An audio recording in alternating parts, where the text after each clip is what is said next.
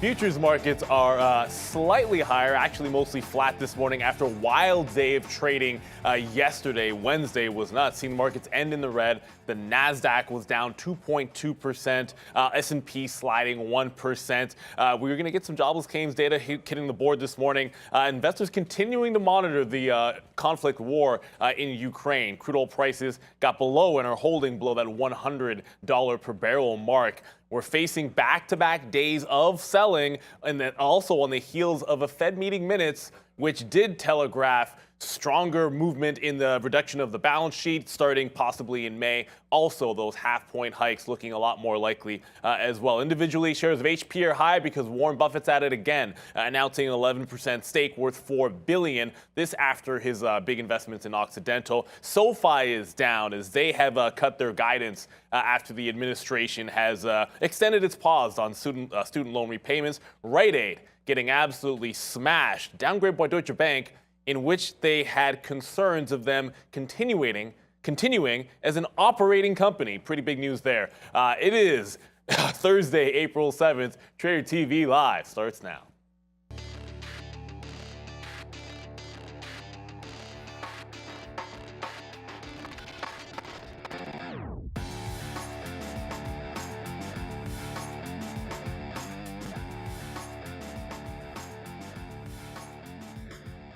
There we go. We've got, like we said, a bit of a mixed board this morning. Not much of a reaction. We're pretty much flat across the board. Slightly down on the Dow, S&P, NASDAQ, both flat. You will see crude with a little bit of a bounce up that 2% after falling below that $100 per barrel there, guys. So, obviously there's a lot moving around here. Going to bring you guys in right away because, we had such a crazy reaction yesterday in the afternoon trading.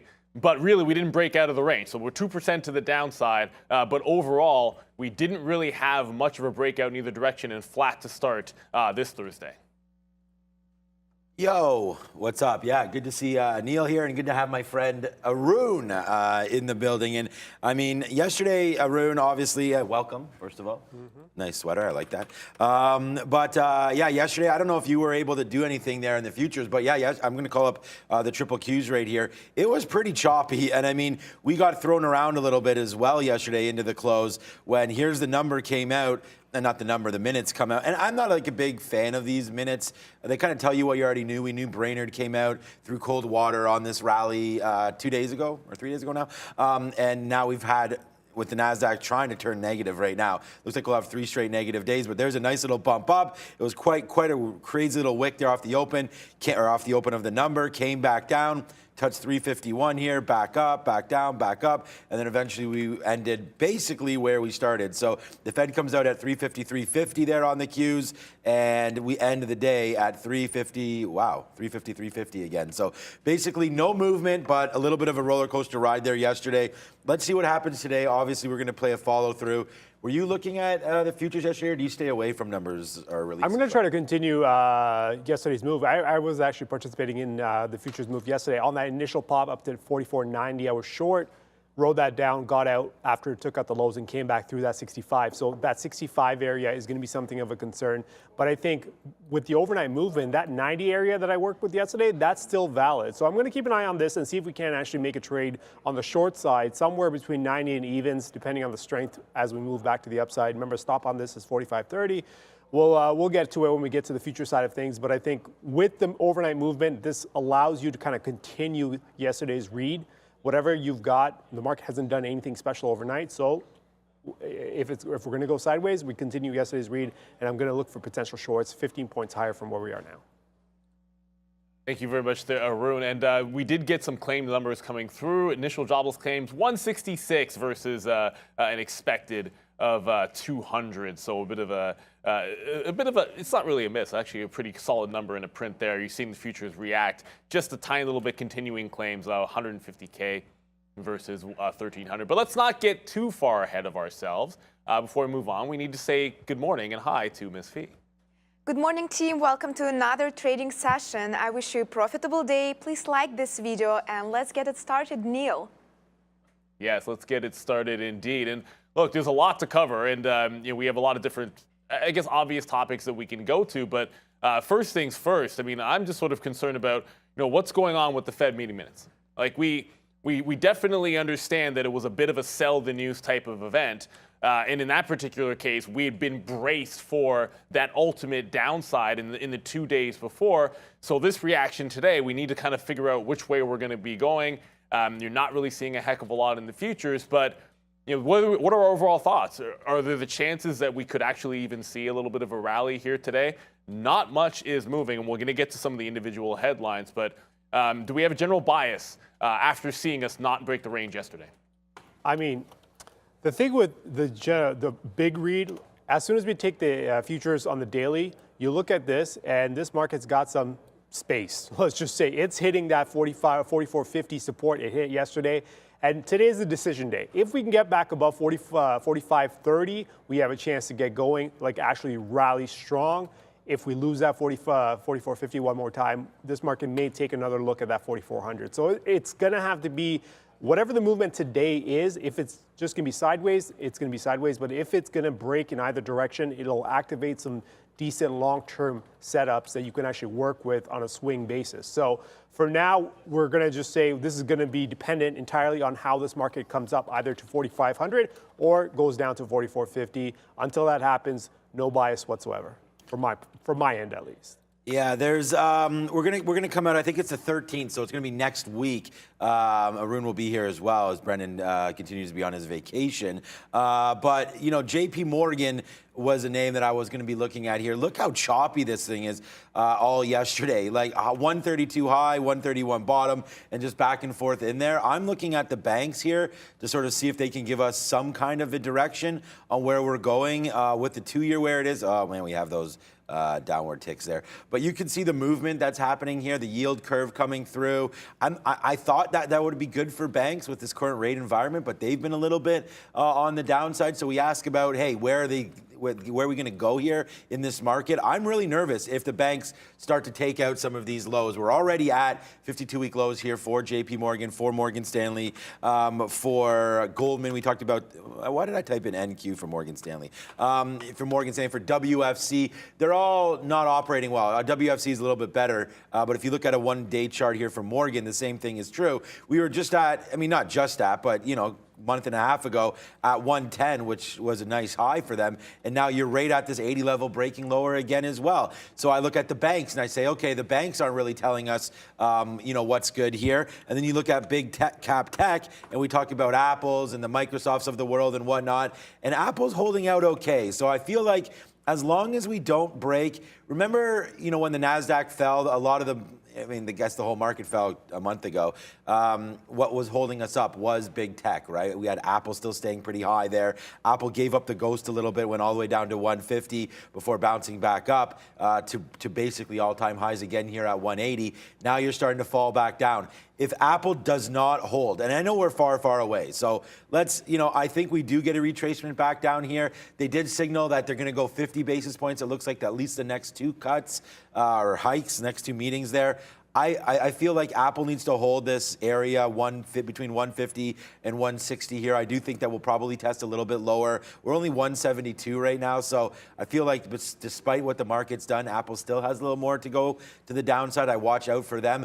But hey, look, if China's going to open back up, and we are going through, the 6th, 7th, 8th, 9th, 10th wave right now of COVID. Hopefully we can get through all of this. Travel can be back, and then we'll get a little bit of relief from Russia and Ukraine as well. I mean, all of a sudden, we used to lead with those stories, right? Now we're leading with the Fed. So maybe oil, Russia, Ukraine can all settle down a little bit, and we can focus back on earnings. I still think the S&P is going to have a big earnings for the next couple prints. I think companies are doing well, and I don't think there's any fear whatsoever, really. And I'm not going to use the word recession because people are calling for that, but I don't think there's a corporate meltdown happening or anything like that. The warnings haven't been too bad from that side, but I don't know. I'm definitely cautiously optimistic here that we could see another 5% down or so, but everything seems to be baked into me right now. It's going to be really interesting to see what the banks do next week. Yeah, so, speaking of that downside, just caught this here. JPM cutting Apple's iPhone volume forecast. Headwinds from consumer spending. So look, they cut their volume outlook from 245 million versus an estimate of 250. So a very slight cutback there. Obviously, Apple's been one of the names that's held up pretty well. Not a ton of market action in the pre-market. The other thing I wanted to quickly bring before we move on to maybe a couple of other big tech names, Constellation Brands just reported their results. Their results for the recent quarter. Yeah, earnings 237, and it was actually a beat, expecting 210. You got revenue up 2.1 billion versus 2.02. So it's a pretty solid beat so far. Not really seeing anything crazy on the report, but only up at 1%. It's not really doing a lot of volume in the pre-market here, but Constellation Brands has reported. But any thoughts? Yeah, I mean, look, Apple's held up pretty well there, but that cut by JPM. Is this the kind of thing that could bode poorly for us overall in the market?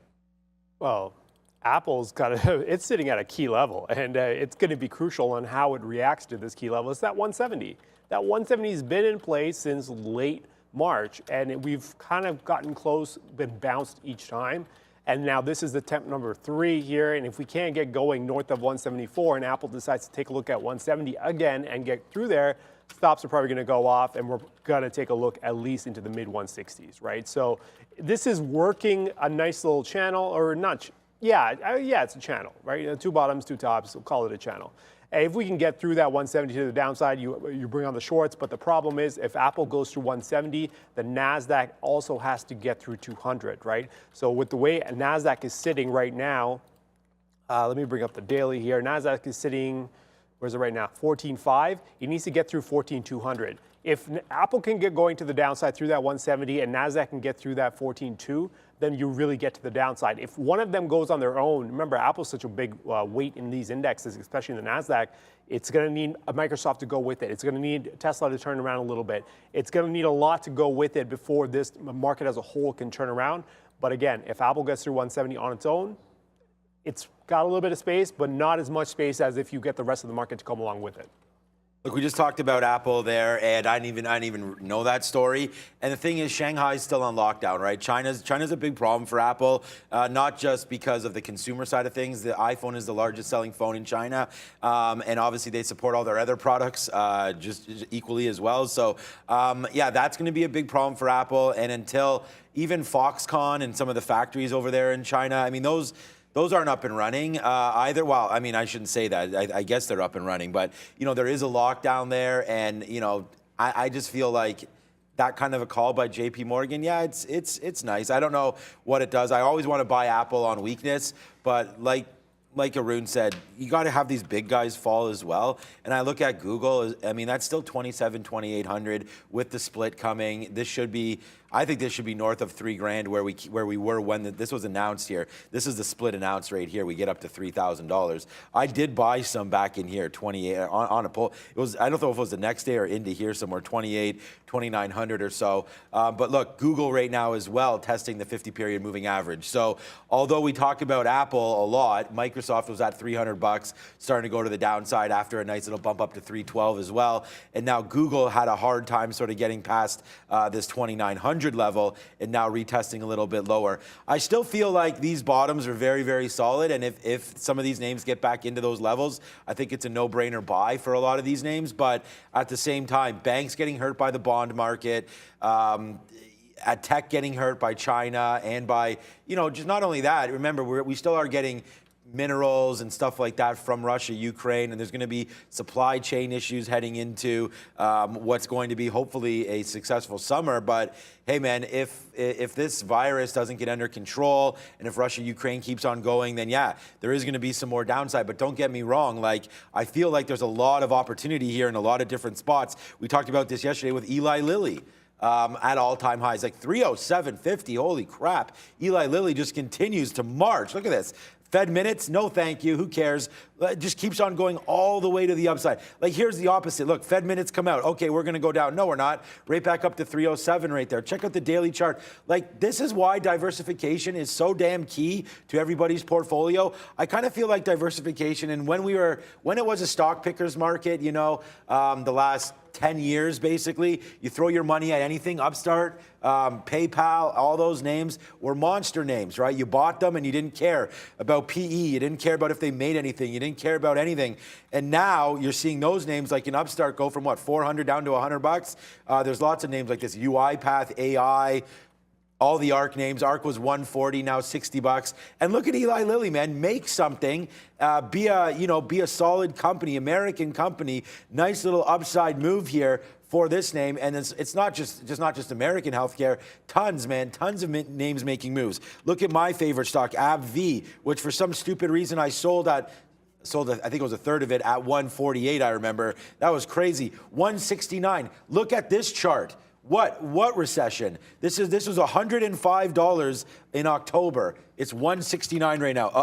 All right, so we are in a couple positions. Anyways, we'll talk about our positions as we run down the board. But what I'm getting at is there's a lot of space here where your money's been working. I don't have to call up Berkshire. I'm just into HPQ right now. So Berkshire is going to be on the watch here as they continue to make some nice investments here, including in HPQ, which we just bought this dip right now. In here, I was like, if this comes down to 38, I want to be a buyer of this. But it's come down to 38 pretty quickly right now.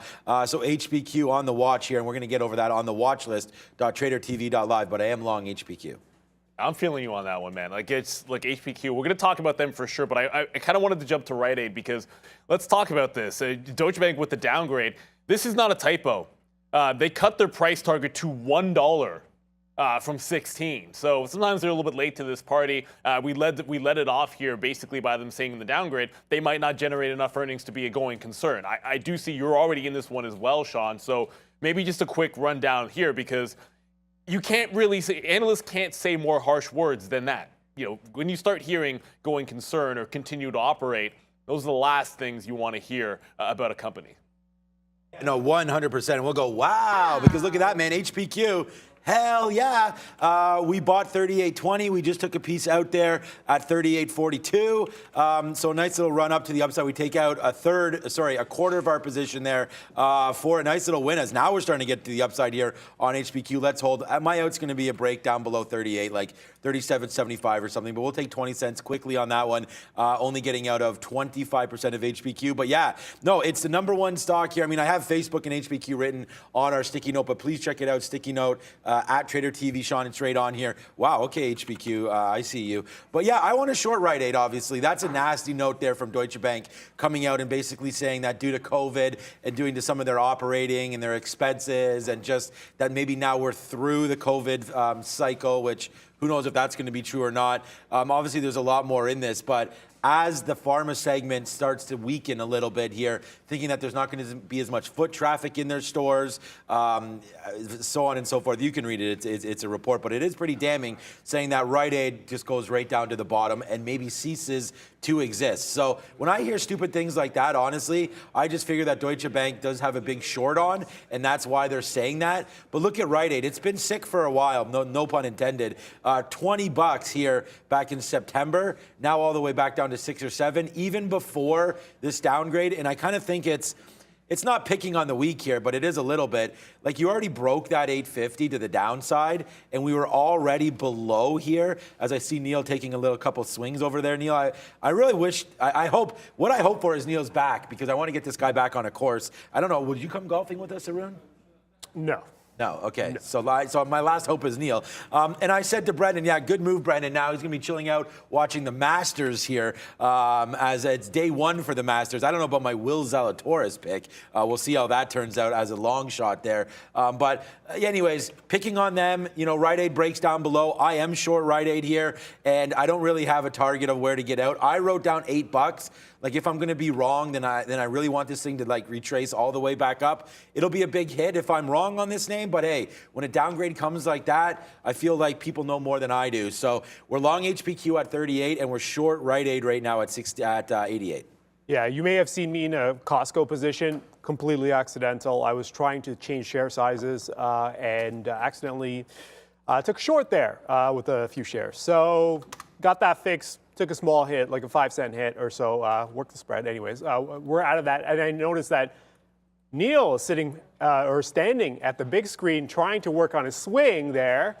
And I see Costco at the top of the list for upgrades. So, Sean, I think Neil's getting prepared for your golf lesson there. That's what I'm saying. And the thing is like, see, this is how you know he has to act like Brendan, you know? Like, we all like, oh, yeah, we love Brendan. He's great. But really, Brendan just sits over there and practices his golf swing every once in a while. And then, yeah, you better fix your hair up there as well, Neil, because Brendan, if he's watching, he needs to make sure that, you know, that roll has the mintest hair out of them all. Wow, look at HPQ right now. Let's go, baby. HPQ 50 cents in the money. And oops, Brittany, we're doing it again here today. There it goes, up to 88s, 89s right now. HPQ for the win, baby. Let's go, Neil.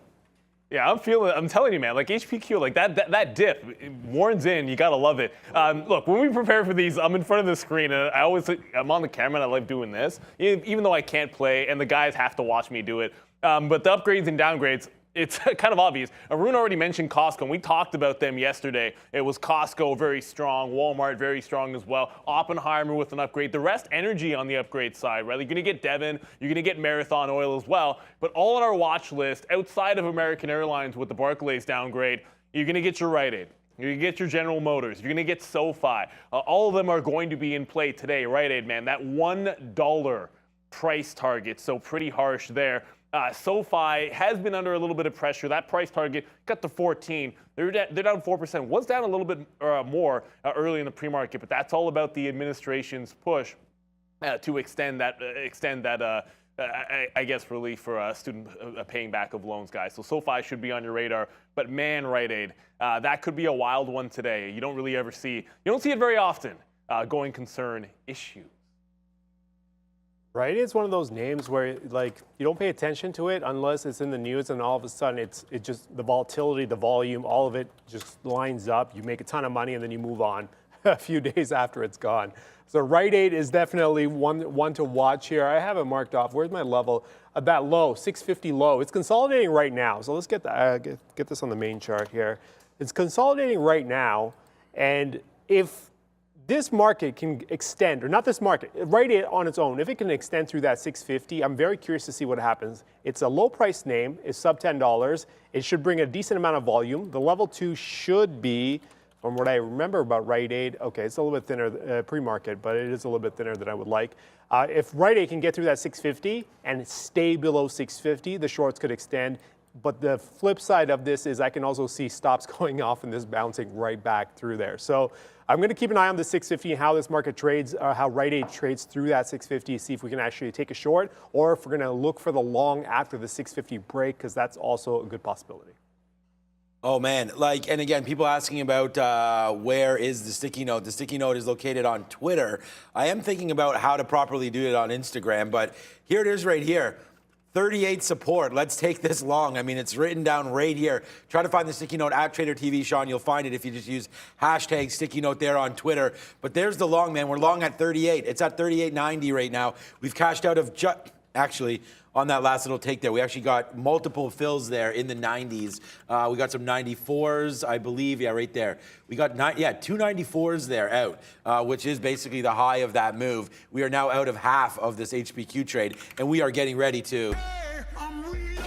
We'll reload this on the downside here for HPQ because that was fantastic. And now, even if it drops down, I mean, we've already cashed out. Our out's going to be, again, 38, 37, 75. Probably willing to take a risk on this one more time when it does come back in to get reloaded. It's right here as a small bid, so watch out for HPQ. And again, we'll go over that story, but it's Uncle Warren has stepped into the building, Neil.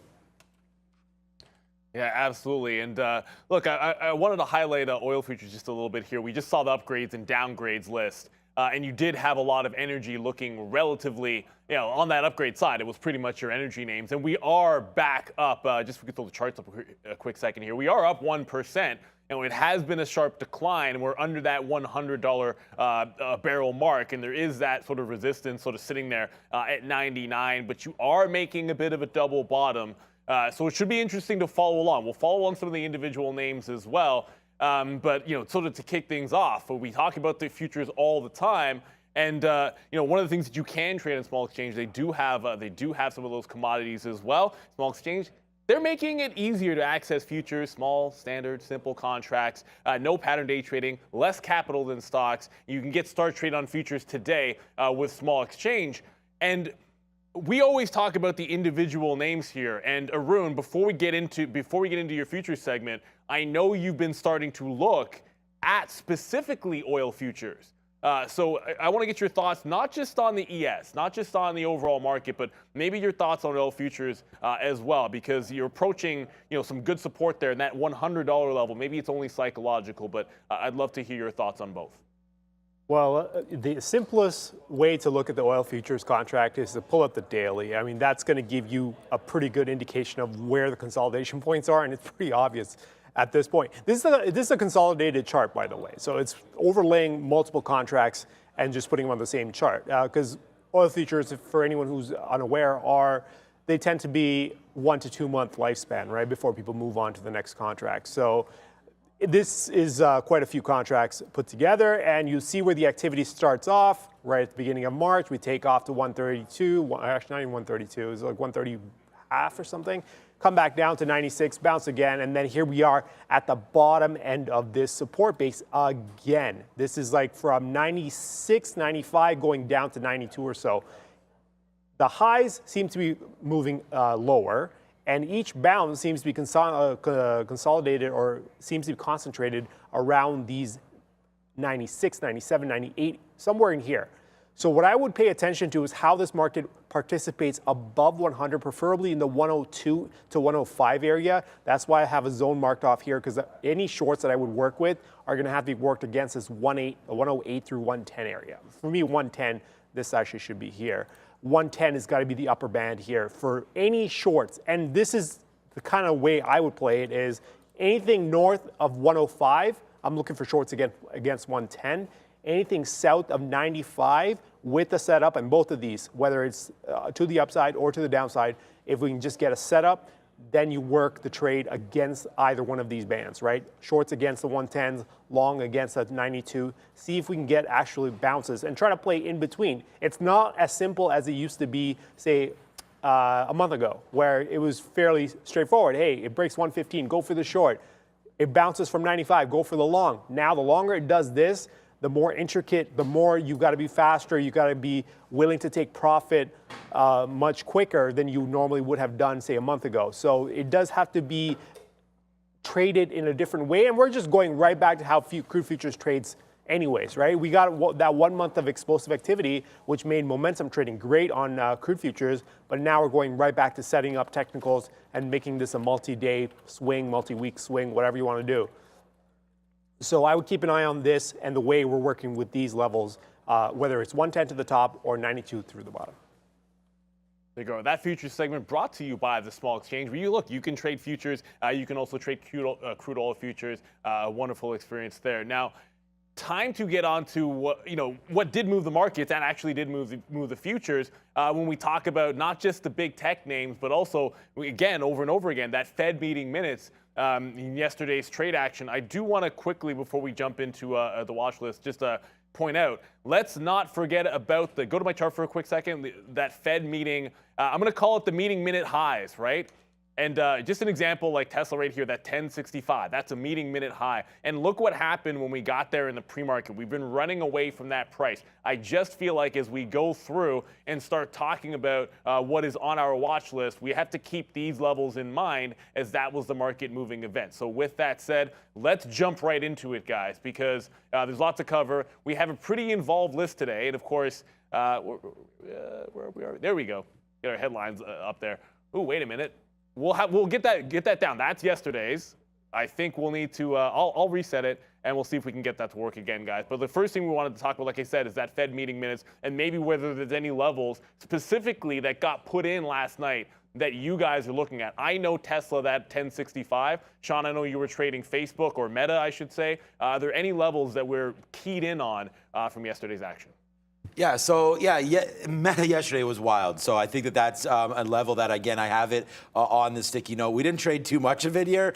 We did go, this was the craziest spot right here, right after. I mean, the minutes came out, dipped down here to 221. And then we tested this level right here, which was 223. It broke. We went long here, but then look, the minute after, so we took some profit to the upside, like we averaged in. So we get long here at 223.50 or so, then 223.30, and then we took some pieces out, and then it came screaming back down. And I was like, okay, if we take down 223, then I'm out. So we get out there, and then literally the next candle starts this monster rally up to 226. So $3. And the thing is like, in our business here, the way we can trade, with the leverage that we have and whatnot, it's kind of like that $3 move is quite a nice move, almost right back to that top. And that's as high as we got. We bumped up right at the close there, but I'm not worried about this last little candle is nothing. That's literally after 4 o'clock. So we're going to look at where the volume was. Facebook yesterday gets as high as 226 there and bounces around this 225.50. So I'm going to call this 226 upside. And then at the downside here, you're looking at that 223.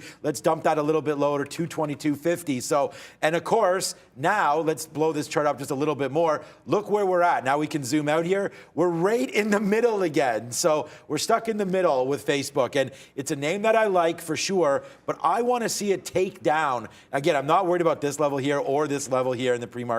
I'm looking at this 226 level that we made as a top yesterday during this rally off of the number before we came back in, rallied again, came back in, ended the day downside, right? So we're going to see about this 226 area. If that gets tested, then we do want to go long. I don't have a stop order in for that trade yet to go long there. I don't want to go long if it's one of those like rip-off rallies here to start the day, and then I punch 226, and the next thing I know, I'm getting out at 223. That's going to be too big of a hit. So what I'd like to do is wait to see what the futures do here. We're obviously going to the downside now, down that 1.1%, not 1%, that might come later, but NASDAQ is going to lead the way here for Facebook. Facebook has been super strong, which is what I really like over the last month or so, making that bottom at 180, now taking down the 50 period and bouncing rate again. So even if you see this on the daily chart, this 221, 223 level, very, very key. So if we break down below, then there's going to be a problem. But I guess officially it's a 220 break downside is where we need to get worried. So let's see what Facebook does, but that's an interesting name for me. And then because you mentioned about big tech names, AMD's been really an interesting name, really weak the last 5-6 days here, coming into these bottoms again of $100. We talked about it with the students or the new traders behind us there, that we really wanted to focus on AMD on the weak side. Like, why are my trades not showing up for AMD, but they were showing up for Facebook? I don't know. Yesterday, AMD had that same bottom move there, down to 102, then a rip-off rally, then finishing the day near the bottoms again. So, and we're opening up right where we were. So the NASDAQ has to find a way to go. And if they do, these are two names. I like AMD to the short side at that 106. So we already have an offer there to go short AMD. And we're also going to be trying to go long if it takes down 102. So just a couple little areas of concern there. I don't know. I know Arun's already gone over the futures. I just don't know. Levels have to break in order for there to be a big move happening. And I can sort of see this being an inside day. So let's try to trade off some of these levels. The issue is with the futures, inside day, yes, all great things, but the trade that I really wanted, and we'll go quickly over the ES futures right now. This is the trade I wanted, and this was just me trying to re-enter the same trade from yesterday when I played that number or that release at 2 o'clock from the Fed, is that 44.90 short against the 45.30 stop. That's the read. That was preferably what I would have liked to do again, and this market is sitting at 44.67. So now I got to worry about how are we going to play these lows again, right? 44.50 through 44.45. Is there going to be more support down there? There's nothing I can do at this point. At this point in time, you got to wait for it to come back up. Or it's got to continue another 20 to 30 points, breaking the bottom out, and then you have a new trade. Everything in between, there's nothing for me to do. Yeah, I'll play some stocks, but futures-wise, 44.90 short going up to 45.30, or see what happens when we take out the lows. And if we can hold through that bottom, then maybe take a shot at the short side of things. But then what would concern me is the NASDAQ, right? The NASDAQ, if you look at the daily, remember, NASDAQ has a decent amount of weight too. When it comes to these top S&P names, especially Apple, Microsoft, Tesla, Google, Meta, I think is in there as well, 14,200. So low break on the S&P at through the 50s, and then at the same time, if we can get NASDAQ going through 14.2, then the shorts open up. Otherwise, it's going to be dicey to play inside, whether it's S&P going on its own with the NASDAQ showing relative strength or anything like that. Any combination that is not both of them breaking together through both of their respective levels creates confusion for this market and how to play this. Yes, futures are moving down through there now at 44.63. Still has another 20 points to go before we can actually make a read on this, let alone wait for the NASDAQ to come through and give us its levels, right?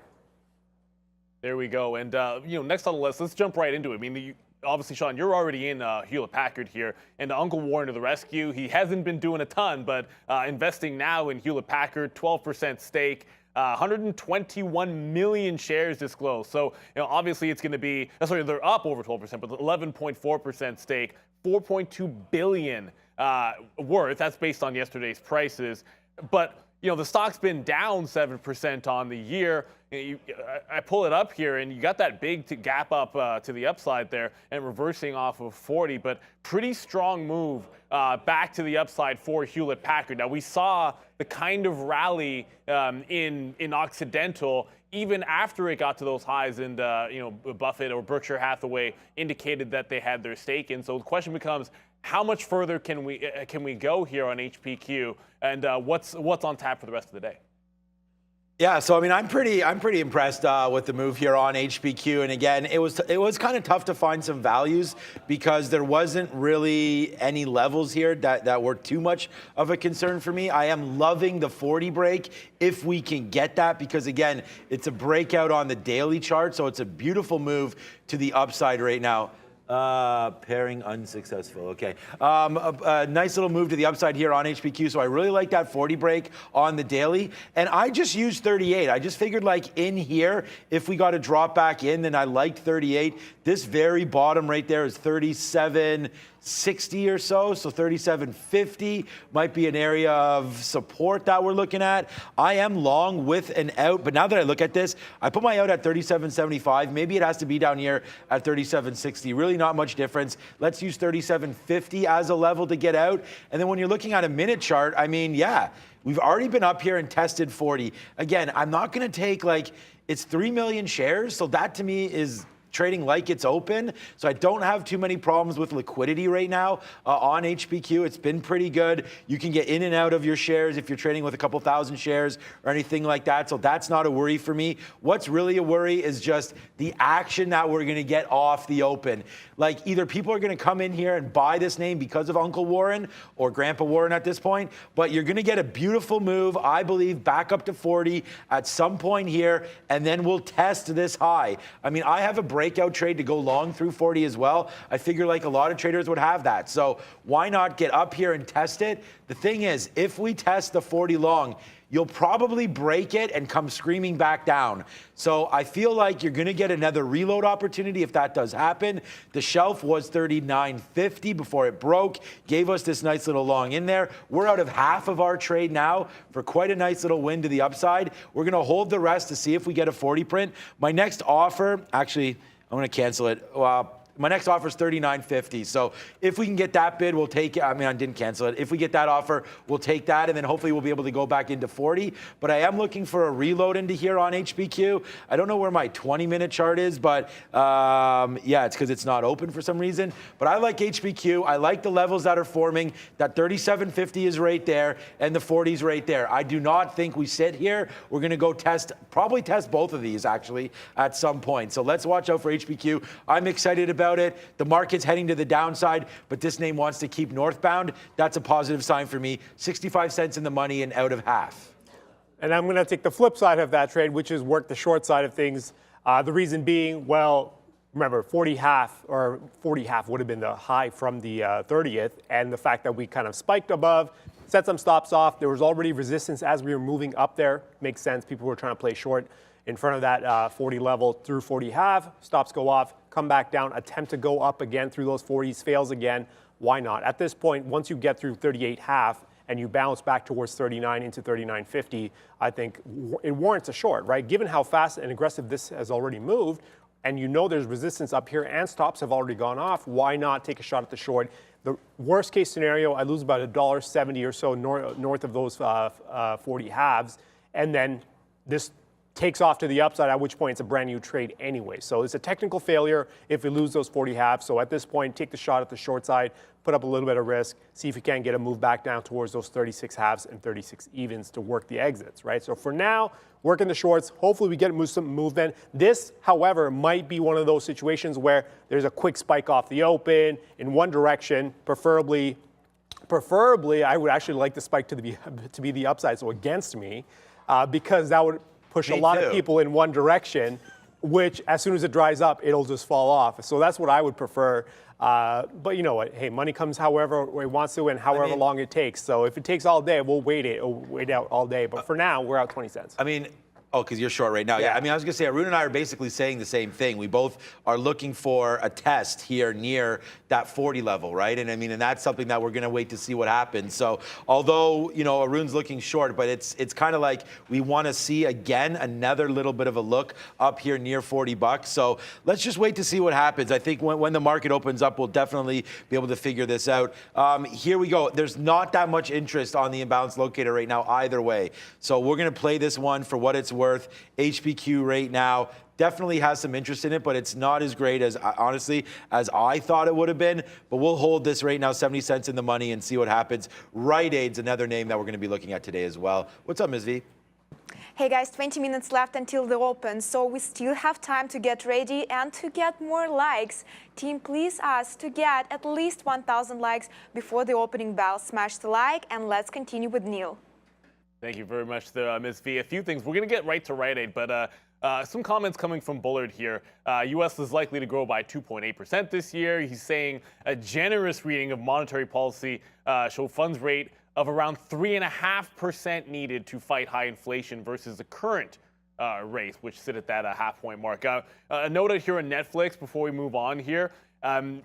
You're going to get stifles saying that Q1 subscriber growth will be limited by disruptions in Russia. A couple of quick notes here. They had previously estimated 1.2 million net adds in Europe for Q1. They're lowering the estimate to 800,000 based on the reflecting the impact of the war. So down slightly. They've cut their price target from 500 to 460 on Netflix, but they do keep a buy rating on the stock. So that of interest as well. But clearly the downgrade that matters here and the price target move that matters is going to be Rite Aid. You've already talked about this, Sean, falling off an absolute cliff. And when you get a cliff level like that at $8 with Rite Aid, price target cut to 1, they talked about going concern issues, and specifically their words were might not be able to generate enough earnings to continue as an operating company, and that essentially COVID was giving them a little bit of a lifeline to extend what has been a struggling business here. They're leveling off, but you know there's not a ton to love when you get those kinds of words coming from any analyst. And that's sort of what sparked it for me here. You know, normally when a big move down like this, 17% here on Rite Aid, normally you're looking at it and you're like, okay, maybe there is going to be some sort of a pullback. We'll have to find out what the short percentage is in Rite Aid, but this has been broken for quite a while. I see people on the chat talking about Walgreens took over a couple of the stores in their neighborhoods and whatnot, and then they've closed some of the Rite Aid stores around. We don't have any here in Canada, but you know, if the note is coming through and saying that this is going to be hurt by possibly the end of the pandemic, well, less foot traffic in their stores, you know, bad operating margins, not well run. They haven't adjusted much here in this pandemic, and they don't offer a whole hell of a lot more than a CVS or a Walgreens. We know Walmart, Target, some of those names also, you know, have pharmacies in them as well. So I feel like Rite Aid, and again, I don't know the store. I've never really shopped in one, I don't think. But if their note is accurate, I want to be short this name, and that's basically the end of that. You have $8 here, and again, we talked about this earlier. It's not that it's picking on the week here, but you already broke below the 52-week, and probably it's not going to be all-time lows, but this little shelf here was broken between 9 and 10. It took it down. It tried to make a move back up, similar to what Arun's analysis was there on HPQ. Tried to make a move here into you know, through the 50 period, touched that $10. Failed at 10, and now since then it's been 1 day, 2 day, 3 day, one little bump, and then now today the Widowmaker for Rite Aid. So let's see what happens. My out's going to be back here at $8. So if we do rip all the way up, I'll average in. I already have a decent position on. So It's in the pre-market, so I do want to add to this. And I'm just thinking you have a big gap here, obviously, between 8 and 7. So anywhere in here, we'll start to load back up a little bit and just reload this position on the short side. If I'm not able to get anything out, I am bidding near 60 here at that low just to see if we do take that down. I am very, very surprised. This is a New York name, and I'm surprised that it's not littered on here. Like, it's only 120,000 shares to sell. There's not much interest. Like, normally on a day where Warren is stepping up for HBQ, I thought that there would have been a bigger buy imbalance. And just like that for Rite Aid, I thought there'd be a way bigger sell imbalance. So the market's going to open up and really tell us where to go with these two names. And for right now, it's the only positions I'm in, and quite frankly, I'm excited about both of them. I don't mind if Rite Aid rips up here, as long as we don't take out the levels that I have to get out at, which would be near that $8. Interesting to hear what Arun has to say on this one, because hopefully we're not counter idea on this, but we may be. There's only one read for me. It's going to be that 650. It's not even a matter of me taking the short at 650. It's a matter of what volume and what kind of activity are we going to get. It's pretty obvious 650 is going to bring some volume to the table. Are we going to get a stop run south of 650, which bounces back, at which point I'd go for the long and see if we can get it back up to 8? Are we going to get through 650, attempt to bounce back up into 670, 680, and then fail again? If we get that, then I'm going for the short. So I'm just going to wait for 650 to declare itself on which direction the volume is going to be, whether it's just a stop run or actually going to be an extended support level through here. So if we can get some sort of confirmation either direction, I really don't care. It's not a stock that I trade on the regular. Once in a while pops up, make a trade on it, then you move on, right? So 650 is going to be the decision point on whether it's going to be a long or a short. So it's going to be either a matter of going through there and then watching some volume and see how it trades after 650 breaks or doesn't break. But it's going to have to be watched very, very closely once we get to that point. So let's talk a little bit about SoFi here, and I'm going to run this down. But we've already mentioned that student loan moratorium extended to 2022 by the Biden administration, and here's the lineup.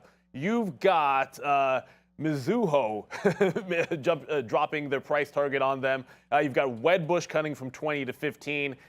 You've got Oppenheimer cutting from $18 to $13. And look, I'm just naming 3. You actually have a few more there. And there's so many price target cuts for SoFi. They're down that 4%. You can see as well on the daily chart, this is not the same as necessarily Rite Aid, but we're getting a little bit closer to those, those March, the kind of mid-March bottom that we had at about 780.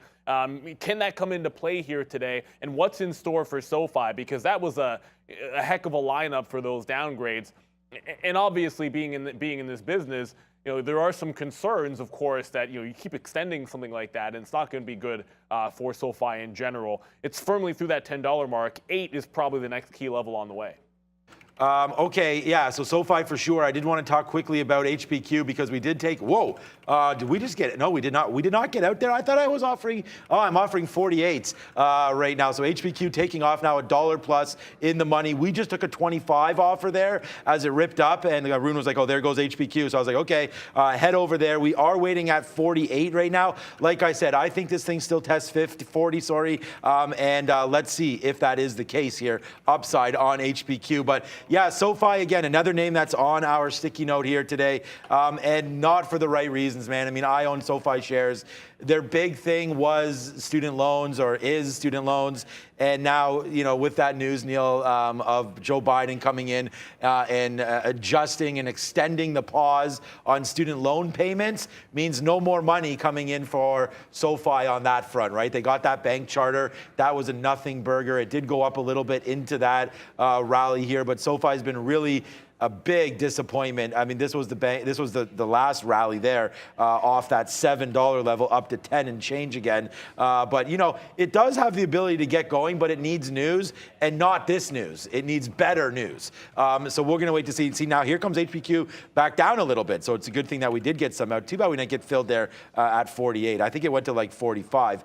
But SoFi is on my list here. What the notes I made here is just bad news from Biden, man. So the top here is going to be 880. It looks like on the 1-minute chart. You can come into yesterday. I just feel like it's not good. So, I want to be short this name. My first offer is 58. So if we can get back up here, take out 50 and come back into these levels, I kind of want to short into 50 here. Maybe 48 should be my short, not 58. Let's see if SoFi can get going. If the NASDAQ wants to bump up, great. But to me, it's not a long or anything today. If anything, it's a short into this 880 level, which means I got to get out if we take out 9. So we'll see if SoFi could turn green. I don't think so. It'd be interesting to hear. Neil will be on the 1s and 2s over there.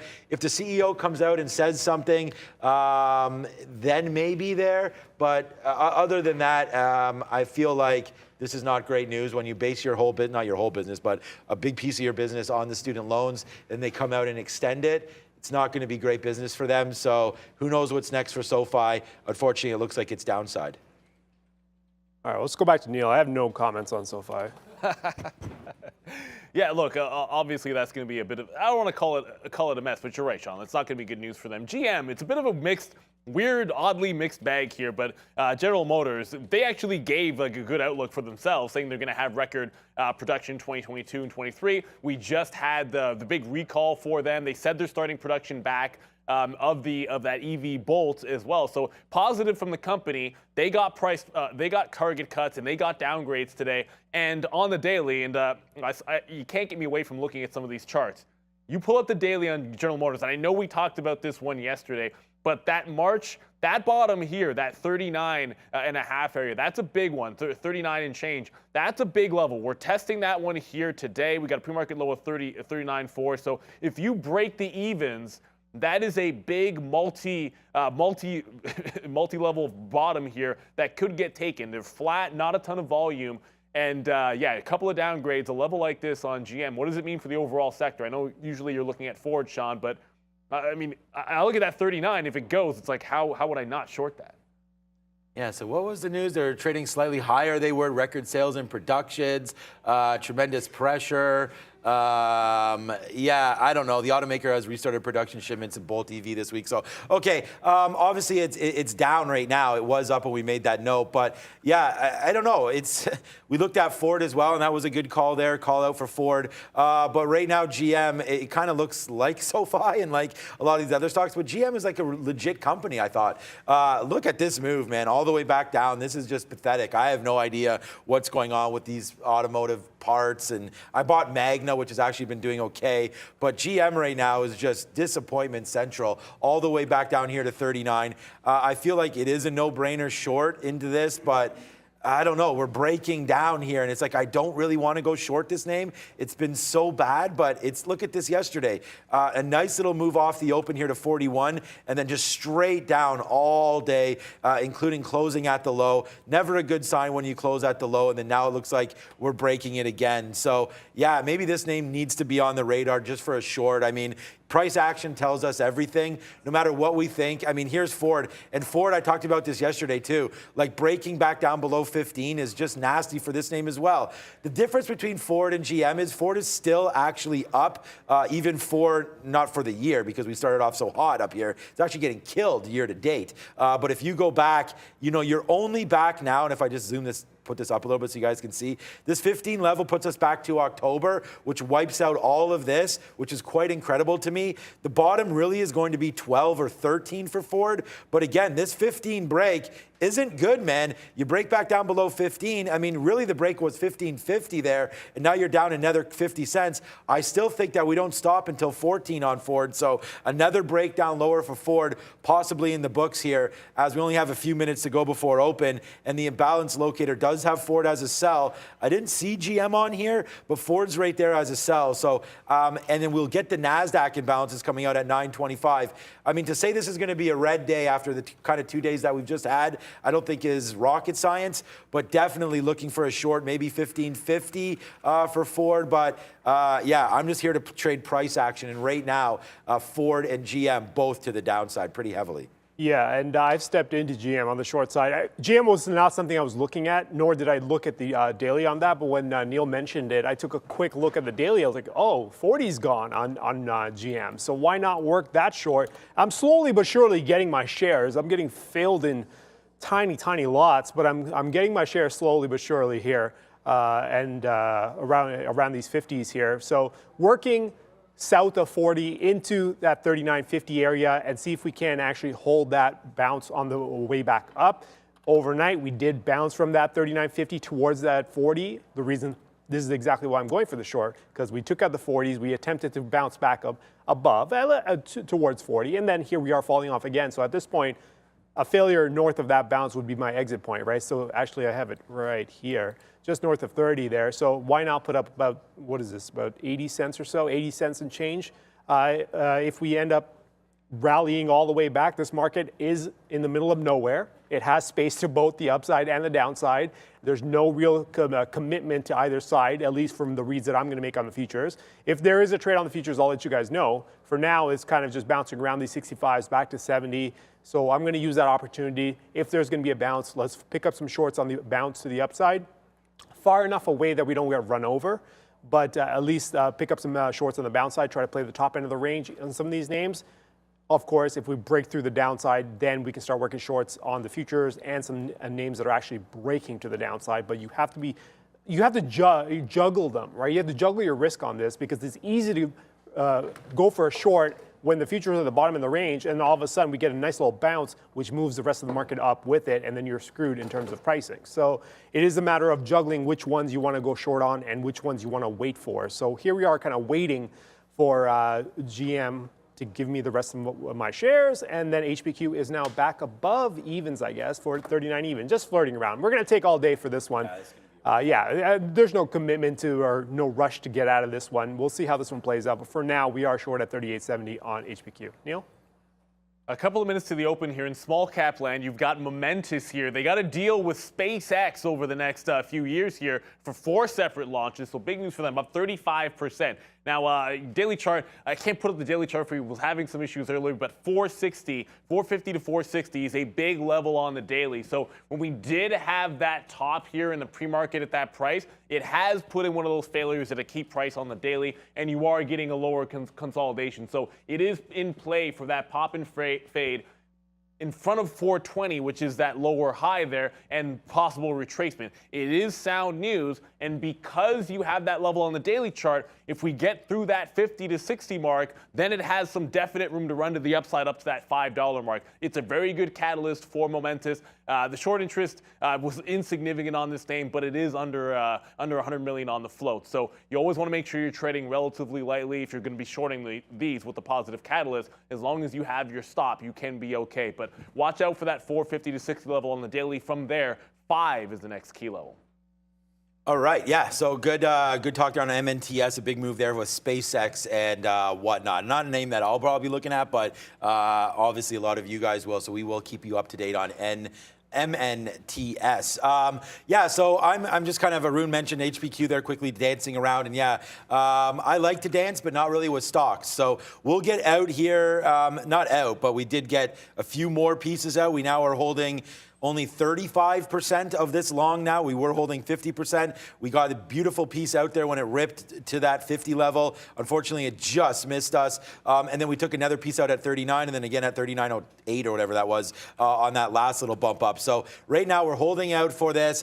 I'm waiting a little bit lower now on this name. Actually, I just canceled my bid. I don't even have another one in there. What the work I did on HPQ, and we only have 2 minutes to go here, so we won't be too long with this. But that right there is 37.50. So if we come back in and take down 37.50 and continue to float lower, it wouldn't surprise me. I mean, just because Warren Buffett bought, and here it goes now back up to the upside.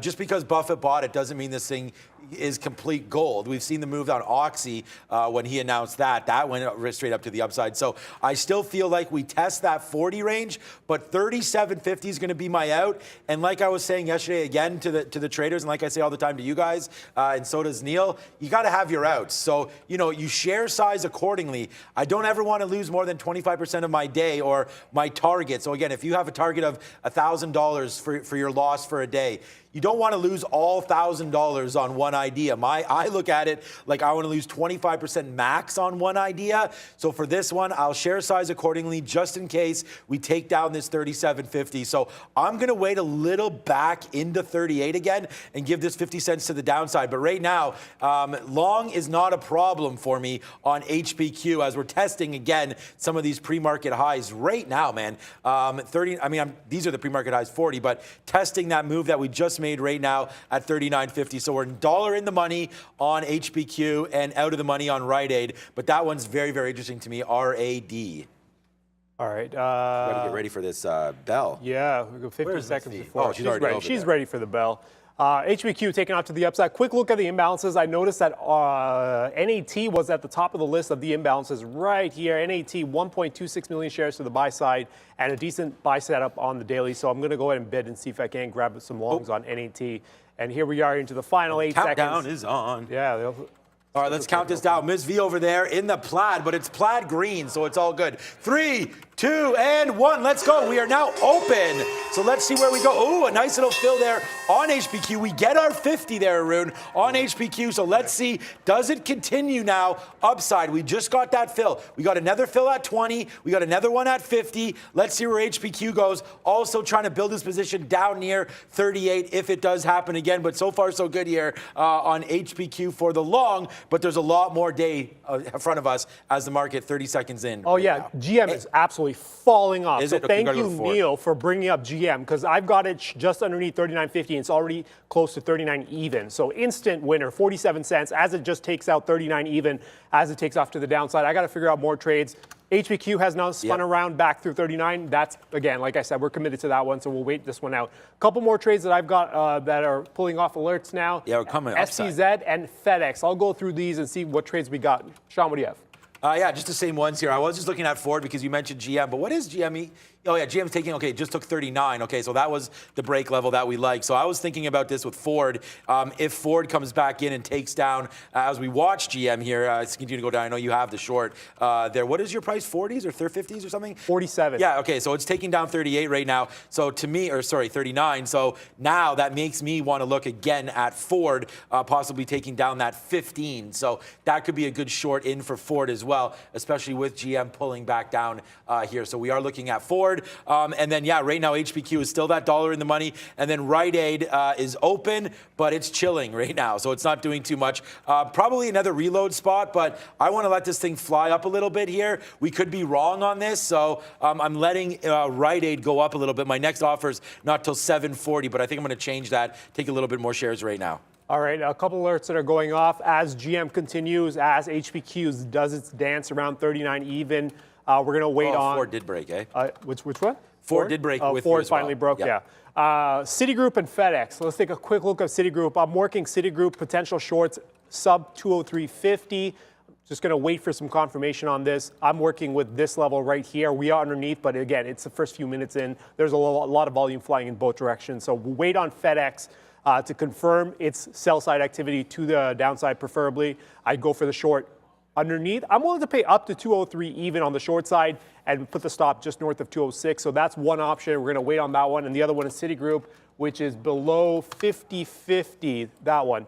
50.50, 50.40-ish. It was this support level. Again, waiting for the opening volume to kind of clean up a little bit before I get involved. But here we are. Two more potential shorts coming on the table. But like I said before, shorts, as the market is breaking, it's going down towards its support point, becomes a problem, right? Because it could easily spin back around. So for me to go shorts, as we're near the bottom end of this range, which is, or support base, which is around that 60 to 45 area from yesterday, we could easily see a bounce. So I kind of hesitate a little bit to go for the shorts that are breaking right now. I would have liked a bounce back up into the top end of the futures range, paired with some shorts. Versus, I can look for some longs as well. That could be an option on the table. Potential long setups as the futures are near their support point, so maybe we can get a bounce to the upside. I look over and HPQ does a dance to the upside, taking off to the upside. So there goes HPQ north of 39.50. Bang. Yeah. And I hate it. I hate when we're the opposite ways, to be honest with you. But whatever. We're going to celebrate on this one. As Arun and I, this does not affect our friendship. Nice little move upside right here for HPQ, man. We are $1.50 in the money. We just got some out right there at 39.75, like we said. And we're almost flat now. Our next offer is near 40, and then we'll test the 40 long. The 40 long, you know, we could be in this one, just not for a long time, if you know what I'm saying. Because if it takes it out, out and comes right back. Like I said, is likely to happen whenever you test new levels. Sometimes this can be the case. But look at Rite Aid right now. Hold my beer. No, thank you. Let's get, whoa, Rite Aid. Okay, Rite Aid. I see you. I see what you're saying right now. We got a nice little reload there at 7, not a reload, an average in more at 706 there. So that little dump down, we'll take advantage of that, get out at 78, and now we'll see where Rite Aid's going as HPQ still dancing around that 50 mark, but Rite Aid to the downside now. Finally, that didn't take too long, but Rite Aid making that move back down. What up, Neil? Yeah, that pop dropped and shut them down, open up shop, Sean. I love that one right there. Want to quickly get to MediVale, MDVL on the move. Last night, major shareholder acquired $15 million in stock. That is the news. This is the move. It did gap up to 150 in action in the post market. It just bounced off that key dollar level in the morning and then made a run into 130. So heavy volume coming in on MDVL. It's pulling right back in. Did that snap up and fade. Now it's right back into morning support. Big time volume spike there on MDVL. We messed up our Ford, guys. We got out of that one. We tried to go short there, and then we took it out. I told everyone I got excited because his GM was working so well, and I was like, okay, Ford to the downside. But yeah, now we are caught a little bit on Ford. There goes HPQ, baby. Nice little move there. We are huge on HPQ today, and now we are flat. That was a $2 winner. Now let's watch to see what. Let's see now what HPQ goes here. Valer, that scared me a little bit. I don't normally hear her out of that here. Thank you, Ms. V, right now. HPQ out at 40, like we said, getting ready to take this out on the top side, taking out 40. Let's see what happens there. Ford, the big disappointment for me now. Only losing trade, but still, we shouldn't have had that short. But the 15 break, I can't hate myself for taking that one. That was well worth it for me. But we're watching. There we go. Back out on the way back in now for Ford. Maybe the short's going to be in now, but I'm just really concerned about HPQ as we just took Ford long by accident there. So I got to really fix up my keys. And there goes HPQ. We are now stuck long on that name as that breaks through 40. Watch out for a possible dump back down here on HPQ. Of course, HPQ takes off to the upside. It's going to be, odds are, with the way it's moving, it's probably going to take that high out too. So I'm probably going to end up being a loser on that one. But we have cashed out some GM finally here. So we're going to get out some in front of 39 even and see if you guys can see that on the chart. No, it's in the corner.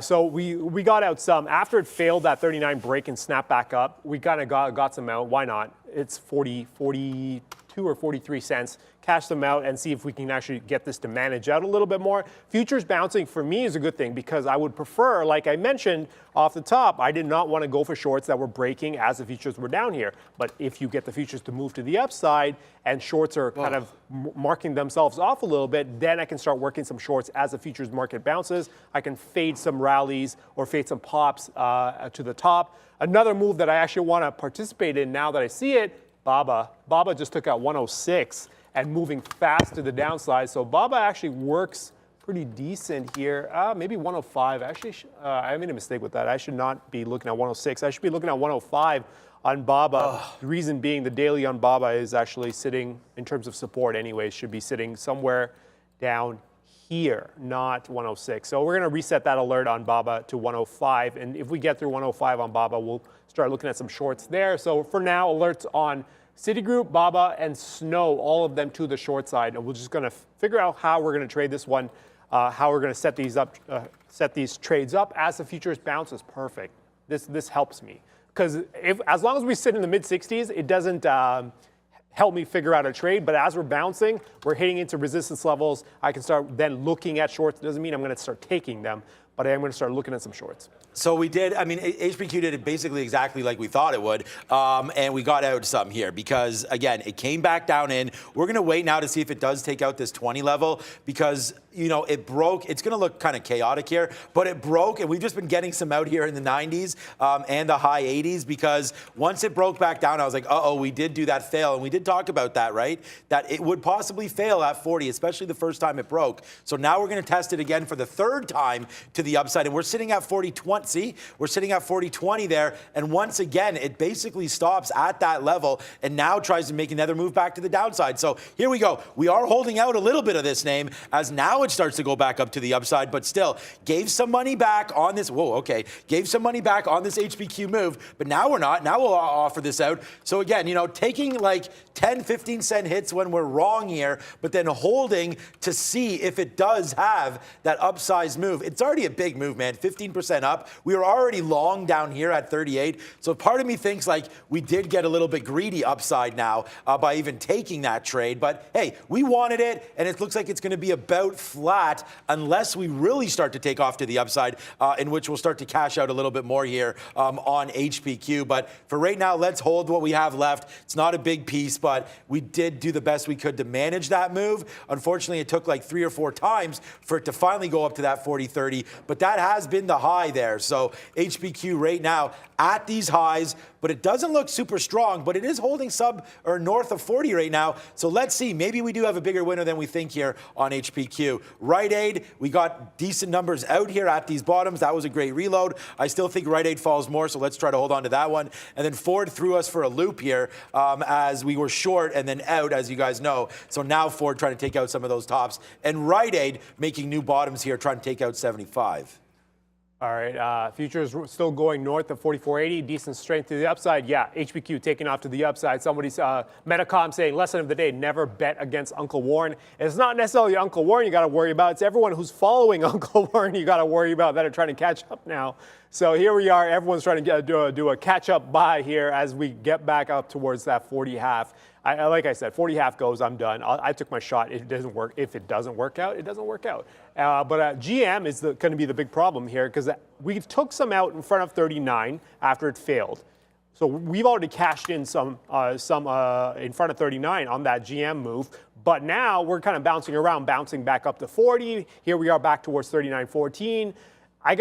I'm going to let it go, given that I've already taken some profit and I have no rush to get out, because I do like the setup on the daily chart. Obviously, if it's a daily chart, you got to give it some space, right? So here we are waiting for that one to kind of get going. And another one that's actually setting up well now, not yet, FedEx. FedEx had no juice on this bounce. As the futures moves up 15 points, FedEx does absolutely nothing. Yeah, initial flush move through that 203, bounces all the way back up to 204 and change. And now here we are back at 203. So clearly FedEx doesn't have juice to get going to the upside. I just want to make sure that this is going to hold up. And if it does, shorts, good location on where the futures are at, why not go for a short there on FedEx as soon as we can just get the confirmation for this. Snow potential long above 216, that's an option. Not liking it at this level. I just have that alert marked off. Dash potentially above 116, but that's come off again from that 116 mark. And then Citigroup still potentially a short below that 50 marker, 50-40, 50-50-ish area. So 4 alerts off that I got to wait and see how we're going to trade this. But I think the best one out of that group is going to be FedEx potentially on the short side, as it actually puts in a brand new low for the day. So my bad, man. We actually got out of too many shares there on Rite Aid at 70. I didn't realize I had 2 orders. We still have a good short on. We're short at 703 right now, and there's going to be 2 names on this, HPQ and Rite Aid, both absolute monsters for us here today. And if you're watching out for the sticky note, guys, I mean, look what it says on here. You know, HPQ, we like that 38 support with a possible 40 break. That's exactly what we did, and it's cash money for us there. And then Rite Aid, man, let's hit that short. We actually had the short 682 in the pre-market and able to reload that as well. So far, so good as Rite Aid right now. Yeah. Tank City, shout out to Sticky Note Nation. 660 we just got out at. Oh, and what's up with HPQ? Bang, upside right there, Arun. We just got out at 40. At 50. That was your turnaround level. Yeah. So hopefully now, maybe, you didn't get stopped out, right? It went up to it. And, yeah, so right now we got out, but that's a level there. Big time winners for HPQ for me today. Super, super happy about that one. And it's still at that level. So we are now out of HPQ now that it hits that 40-50. So Arun and I very, very similar on those levels that we had there. So maybe now, I mean, I'm hoping now that I'm flat, that it does turn into that short for you. But again, let's wait to see what HPQ does. I'm really just happy as hell with Rite Aid right now, and just that some of those ideas are working out. It sucks about Ford, although Ford is kind of flat. I mean, really, we were shorting 15. It's at 15.11. It's just that is what that is. I see a lot of people yelling about Tilray right now. What is that doing? 678. I hope you're not yelling just because. Ooh, yeah, all right.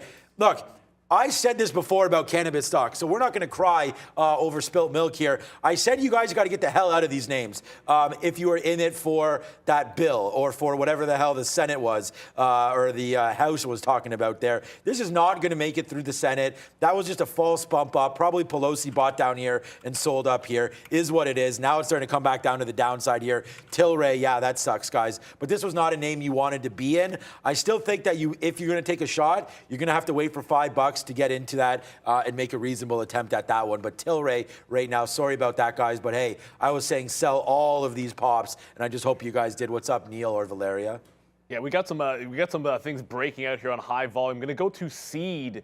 So Origin Architect there, look, they're evaluating the impact of this purchase agreement they got for 50,000 metric tons of its nutritionally enhanced corn. So the price actually went up 22% right now. They have made a double top at $9.50 here. So you look at this level on the daily chart, that's about that $9.75. So in between $50 and $10 is going to seem like obvious resistance. So big time volume leader. The only thing that isn't a small cap making those highs, lighting up any kind of indicating boards, it's HPQ and DWAC also on the move. A bunch of small caps moving, but it's HPQ and DWAC that lead some of the bigger names that are making moves as well, guys.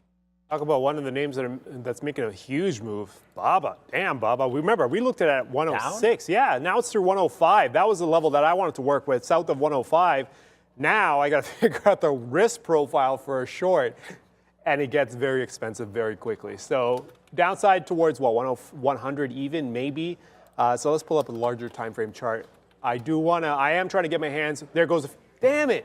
There goes the futures off those 85s. I was looking to get some shorts in that zone as the futures were sitting in there, preferably on stocks. Now, with a lot of these names having already turned, the futures making its move back to the downside, I got to wait for another upswing for it to get that short. So BABA potentially could still be decent. I think I'm not going to pay 105 though. 105 seems way too expensive because a stop on this, I would imagine, would have to be north of 110. So I'm okay with 106 and change, maybe. I'll get fancy with it and go a little bit above 106 and see if we can't get 106 and change with a 110 stop. That's one option. And then I am actually offering into FedEx as well with against those 203s. So a couple reads. We are waiting to get stopped out of HPQ. So that's stalling around those 40 halves. But the way it's moving around, it's probably going to take it out. I have very little hope that this actually turns back around. It's going to get going. And if we get through 40 half, it's probably going to go through 41 fairly soon as well. So there goes HPQ probably going soon. GM has done absolutely nothing. Apart from going through 39 and coming right back, it has just kind of stalled out around these 39.22s. But again, that's going to be a daily read, so we'll wait on that one. Snow is backing off those 213s, and Citigroup is what I got to figure out. Can I take a short on Citigroup as well? Yes, I can. Let's get a short on Citigroup while Sean goes through his position. Yeah, I just new position alert with that little siren there. We are going to short Facebook right now. It's getting close to that break level that we're talking about down here, 222.75. So we'll go short here now, 20s. So we're short 223.23. And again, this is just a call on this market failing right now. Looks like it's coming back in. I do have a, there we go. We just got a bid out of that first position for Facebook, and now we ignite a new position here. And there goes HPQ, man. I wish I still had that one to the long side, but we got out of that one. As right now, here comes to the downside. Hopefully, Facebook continues to make some new moves to the downside. We just stopped out at we just stopped the move there at 50. Let's see if we continue to go back down in. I want to be shorter on Facebook, especially if this market does rally. But man, there goes HPQ. Good call on that. Maybe going right to 41. I'm out of this. Damn it.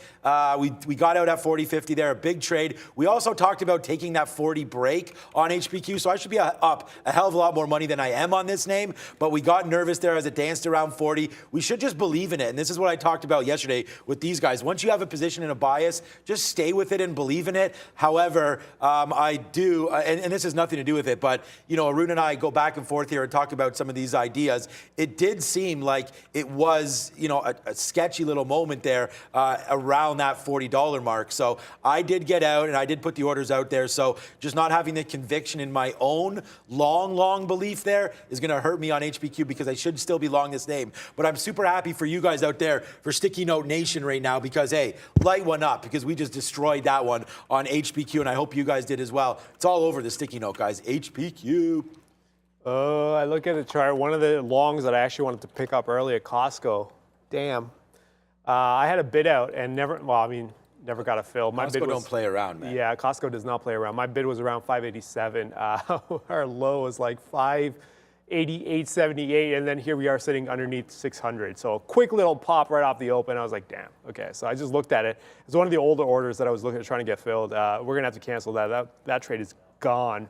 That was the one I made a mistake on earlier by going accidentally short and losing like 5 cents on it in the pre-market. But we are out of that. We're still waiting we're out of HPQ, obviously. We're waiting for GM to get going south of 39. We're still waiting for a couple fills on FedEx and BABA, actually. Yeah, no, I don't have a BABA order out.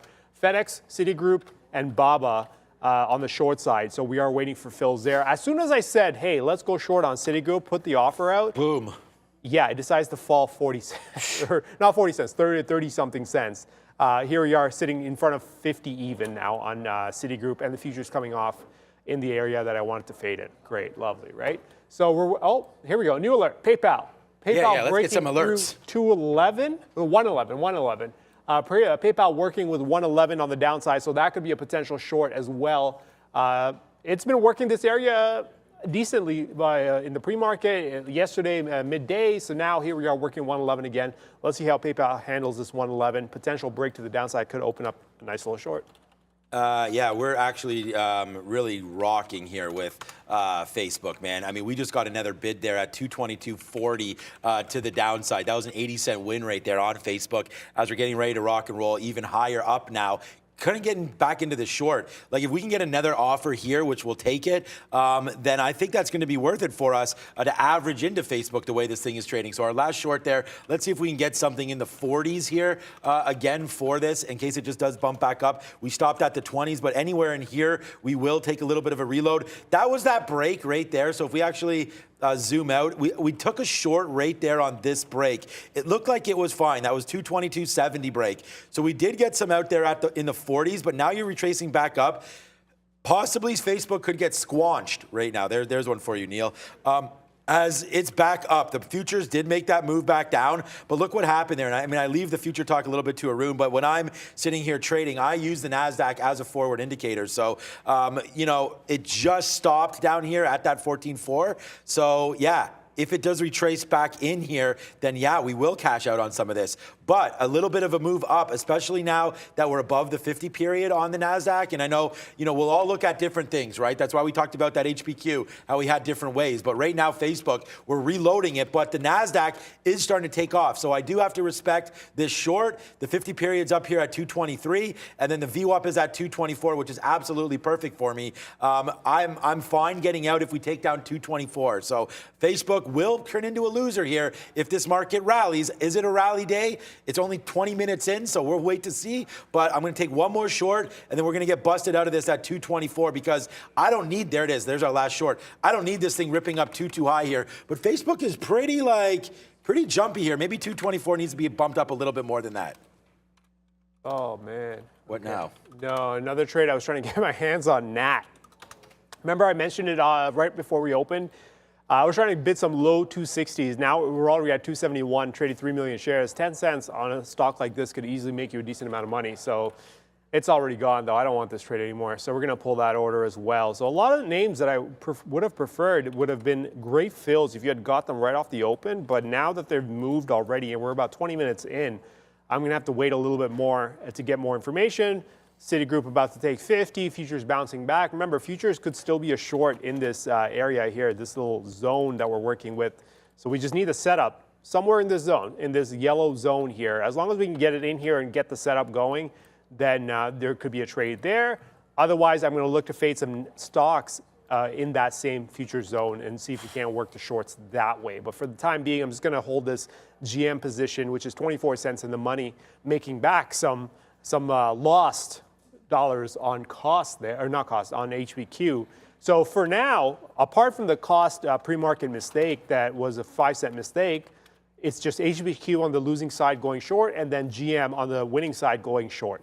And we're waiting for some more trades here. I have a ton of alerts going off, but none of them are setting up. Are active. Yeah, none of them are setting up the way I would want them to.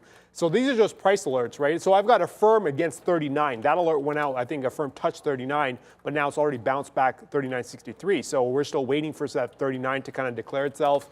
PayPal, I'm still waiting on that 111 to figure itself out because now we're south of 112. BABA, we're still waiting south of 106.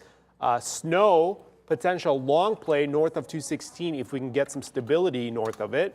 Not the biggest fan of going long on Snow with the futures market in a resistance zone, but I mean, we'll keep that out there.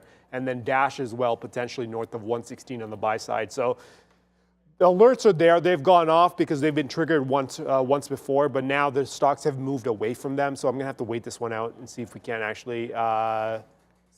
actually find something else. Futures not doing much. Oh, here we go. Futures back towards 44.80. Yeah, but this is the kind of day you expect on after a day like yesterday where we got aggressive move to the upside, aggressive move to the downside, opening up space. This is not surprising that we're bouncing around a lot, right? We're playing ping pong within the range. That's not surprising. Expect that. That's going to happen. But when you trade, you got to be smart that you're playing at the edges and not right in the middle because you want to avoid the heart of this because you could get whipsawed very quickly. So I'm just going to wait for this market to come back up, maybe into the mid 80s, see if you can't find some more shorts there. What up, Neil? Yeah, it's got a bit of a mover here. Lamb Weston, they're up 8% after a profit beat, so a good report for them. Approaching pretty key levels here on the daily chart, so volume starting to pick up here. It got to 65, they're up that 7.5%, but watching for this $68 level on LW.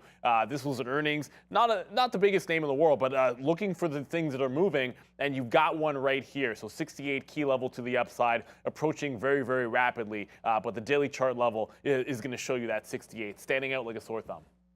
All right, so we got hit there on that Facebook as it made that way. I mean, we were fine. We got some out there. Facebook is going to be red for us today, so we always talk about our trades. But that was a move there where it took out, again, it took out that VWAP, man. And I should have just got out there, but we let it go a little bit higher, then noticed that top wick and was like, try to get back in, but we did not. But we do have a couple of new positions here, new ideas. Rite Aid, we did take another piece out. I was getting bored of it, but now it's starting to fall back down, so now we'll wait. No more bids on Rite Aid. Let's see if we get 650. And then Ford, man, just like you, Arun, let's go. We reinitiated that short right here on this VWAP breakdown for Ford here. So, although we got hit there on Facebook, it allowed me to sort of look at something different. And I went right back over to Ford. And now we're short there, 04, 05, 04. First out there, O's. Obviously, that's going to always be an out for me. And then the next level there was 96, was right into this last sort of bottom. And then now the ultimate bottom is like a 90. So we'll put a bid somewhere in between here, like 91, 92. And then we'll see if Ford gives up the ghost here and takes down this 1480. But like I was saying yesterday, once Ford got sub 15, we definitely wanted to look short for that name. So that's what we're doing. Facebook just burns right back to the upside right now, putting me back into a short. So if this takes out that high of 30 again, then we'll be out of here for one last time. I was just playing this in case the market did retrace back down. It doesn't look like it, man, and that's the thing. I hate this market right now. Arun, it's too choppy. It's back in its fourth and it's around. So right now, Facebook and this market is not really too friendly to me right here, as it looks like it wants to keep going to the upside. Yeah, and I guess the lesson of the day, guys, be aware of choppy markets, right? So especially when you get movement like yesterday, this is what's going to happen. And these are the days where it's just way too easy to lose money, where you just try to think, it's breaking in this direction. All of a sudden, resistance, market's running right into resistance. And all of a sudden, that breakout that you thought you had is not a breakout anymore because there's no juice behind it, right? So that's what you're getting a lot of these names. HPQ aside, because that's picked a direction and decided to go. People mentioned Boeing.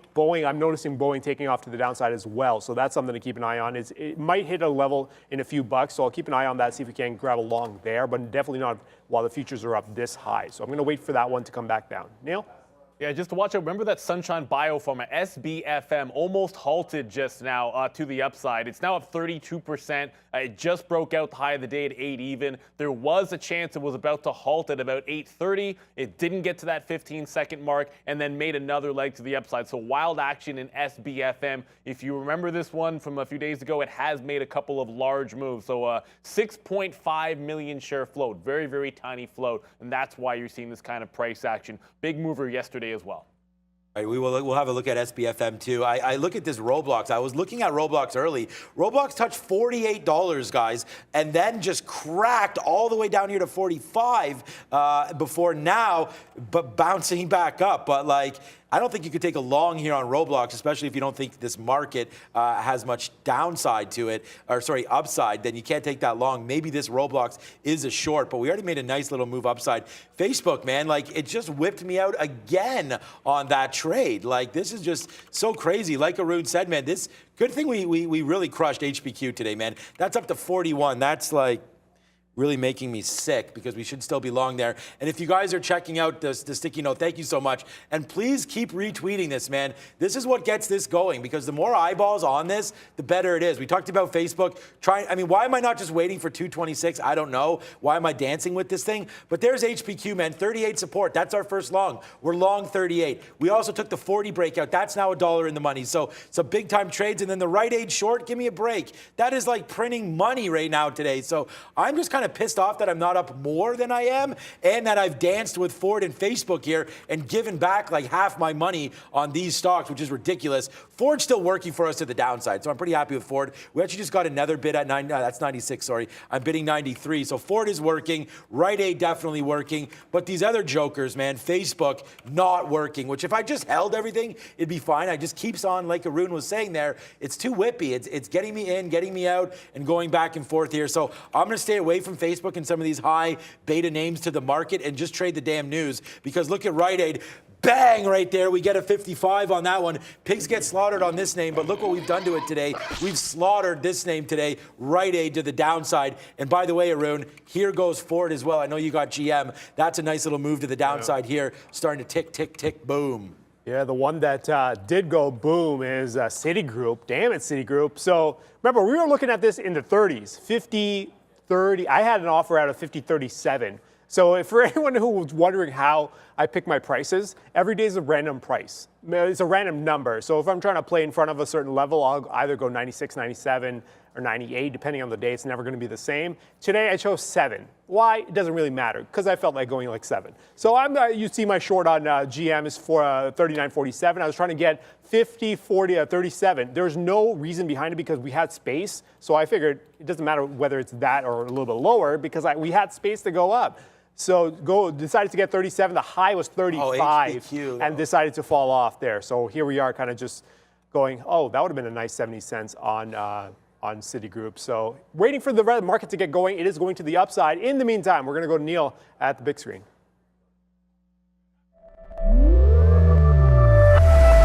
Happening now, and the market overall still relatively flat. You are going to see the Dow now down 0.4%. Boeing making that drop that you guys mentioned, and I put in the chat, maybe you guys will talk about this one. Some news regarding Russia and their airlines and their viability. NASDAQ is very, very slightly up here, that 0.3%. It's like we're still trying to figure out what direction we're going to be going. Crude as well. Slightly up, trying to bounce after yesterday's fall, but you're not seeing a ton of overall volume or movement in either of those. But if we talk about the individual names, this is where the action is. This is why we go over them. That's why we got the free watch list out for you guys. And look, Hewlett-Packard, the top two stories right today have been Hewlett-Packard and Rite Aid, but Warren Buffett, when he makes a move, you saw what happened to Occidental. It wasn't a one-day rally. We're getting the same thing here, guys. 121 million shares he's bought, and the market wants to follow. JD.com, which we threw on the watch list as well, they did have their founder leaving the CEO position, and the current president will be taking over. That is on the move, down now 4%. So that is even continuing declines from this morning. It goes down about 1%, and it's been falling off. You got SoFi as well. That was the one cutting their guidance. because the Biden administration is going to be extending those pause on student loan payments. They were down 5% earlier on. You will see now down 8%. So there are a lot of names moving individually, even if the overall market is kind of going sideways to start the day. I mean, sideways. Now we're moving to the upside. Crude up 0.86%, S&P 0.08, and then NASDAQ with some decent strength to the upside with 0.5. Out of that group, though, the strongest one in the NASDAQ is Tesla right now, up 2% on the day. Second strongest, Microsoft, 1.87%. Actually, I actually looked at Microsoft. I think there was a trade around number. Oh, it's already gone, 300. So nice little move on Microsoft right off the open, actually. It opened sub 297 and then decided to shoot right back up. And now we're sitting north of 302. You actually have space to the upside on Microsoft if you can just grab the right risk profile. Potentially 303s, if you grab that long, you have space until 306, but then your risk has to be less than $3. Otherwise, it doesn't make sense to take it, right? But then you also have to wonder, futures are hitting resistance levels, so do I want to go long as the futures market is in resistance, and this is a big index name. So, you juggle the risk on that type of situation. I'll keep an eye on this. That's all I'm going to really do at this point, keep an eye on things, right? Here goes GM to the downside, my only position that I've got left. I've had two positions on the day. We're half an hour in. HPQ loser, GM winner. And now we're holding on to the rest of GM, which were priced in 39, just underneath 39.50. Preferably, though, if we can get the futures market back up a little bit more to get some shorts on the table, because in this zone, I would like some shorts. That'd be nice. But for the time being, we're just going to wait this one out and see if there's anything else that we can work with, potentially whether that's sitting at resistance or fading into resistance while the market's up this high. That would be ideal, but no longs at these prices, not yet anyways. All righty. Yeah, look, I'm someone's saying, oh, Sean holding his head. Yeah, I'm just upset about HPQ because, look, it's my number one stock. I'm happy with my net on it. Like Neil, I was mad at something yesterday. Neil's like, well, you made money on it at least, and it was Rivian. Yeah, it was Rivian. Yeah, exactly. So, and although Rivian tanked at the end of the day, as you guys remember, we had that short on Rivian, and then this, oh no, that's yesterday, is right here. We were short all up in here in Rivian, which was great, trading 41.20, 41 and change, and then we got out right here at 40.70 or something, and then right at the end of the day, we tanked again. But the same is true for HPQ. It's just like I really had a good feeling that this was going to rip up. But again, we got them all out there at 40.50. We basically gave up. Look, I would have probably been out most of them at 41 anyways. So it's really just that extra 50 cents, but still should be longer on that one instead of throwing money away on some of these other names. But pretty happy here with Ford. I mean, and I know that we're talking a little bit about the EV space, and you have GM, I got Ford, so we'll move on. But I am short Ford right now off this VWAP break, making this money back here. We were short early, got stopped out as we thought it was going to rip up, and we were right. It did take out some of those levels as the futures went, but now that the futures are pulling back in, we like this short. And then again, I'm also quite upset about Rite Aid today too, because we had this one dead to rights. These are the two biggest names on the sticky note today, and we had them both. But okay, let's move on. AMD. AMD is a name that we're looking at shorts for, but today, I don't think so, man. I mean, AMD is now up 1%. It's up 4 times the market today. The market up 0.2, this up 0.8. So, it's four times up. That doesn't mean anything. That relationship's not going to work. It doesn't mean if the NASDAQ goes 1%, AMD is going to go 4%. That's not how it works. I'm just talking about relative strength here. Nice little pullback up to 105. So if we were still looking at the short for AMD, this is a pretty nice level there, 105. We've hit that a couple times now and pulled back, including yesterday. Sure, we did tick up to 106, but again, that was the FOMC, so we did get a lot of push there. No one knew really where it was going to go, so I don't really take that 105.80 as a true top there. It's more these 105s. We touched 105 right there. We touched it again here, obviously before breaking, and then right now, again, the highest we went up was 105.26. But with that being said, I do like the long, and I'm going to try to take it here. That was a good pullback in. We should have sat there. Let's try this. As the futures come back in, let's try to get a long here on AMD. I don't know about these levels, but right back in here is well worth it. 104.50, which is what we're at right now. I'm going to test a long here, Arun, with AMD. Let's put some coals in this fire and see what happens when we pull it back out. All right, let's go to Neil. We'll come back to me after. Yeah, quickly here, Constellation Brands, they reported and had that beat. They had the revenue beat. They've also announced an accelerated buyback. So just a strong move. Now up 6% and continuing to run here, guys. Breaking out. You can see this there at 240, breaking out on the daily chart, 240, 242.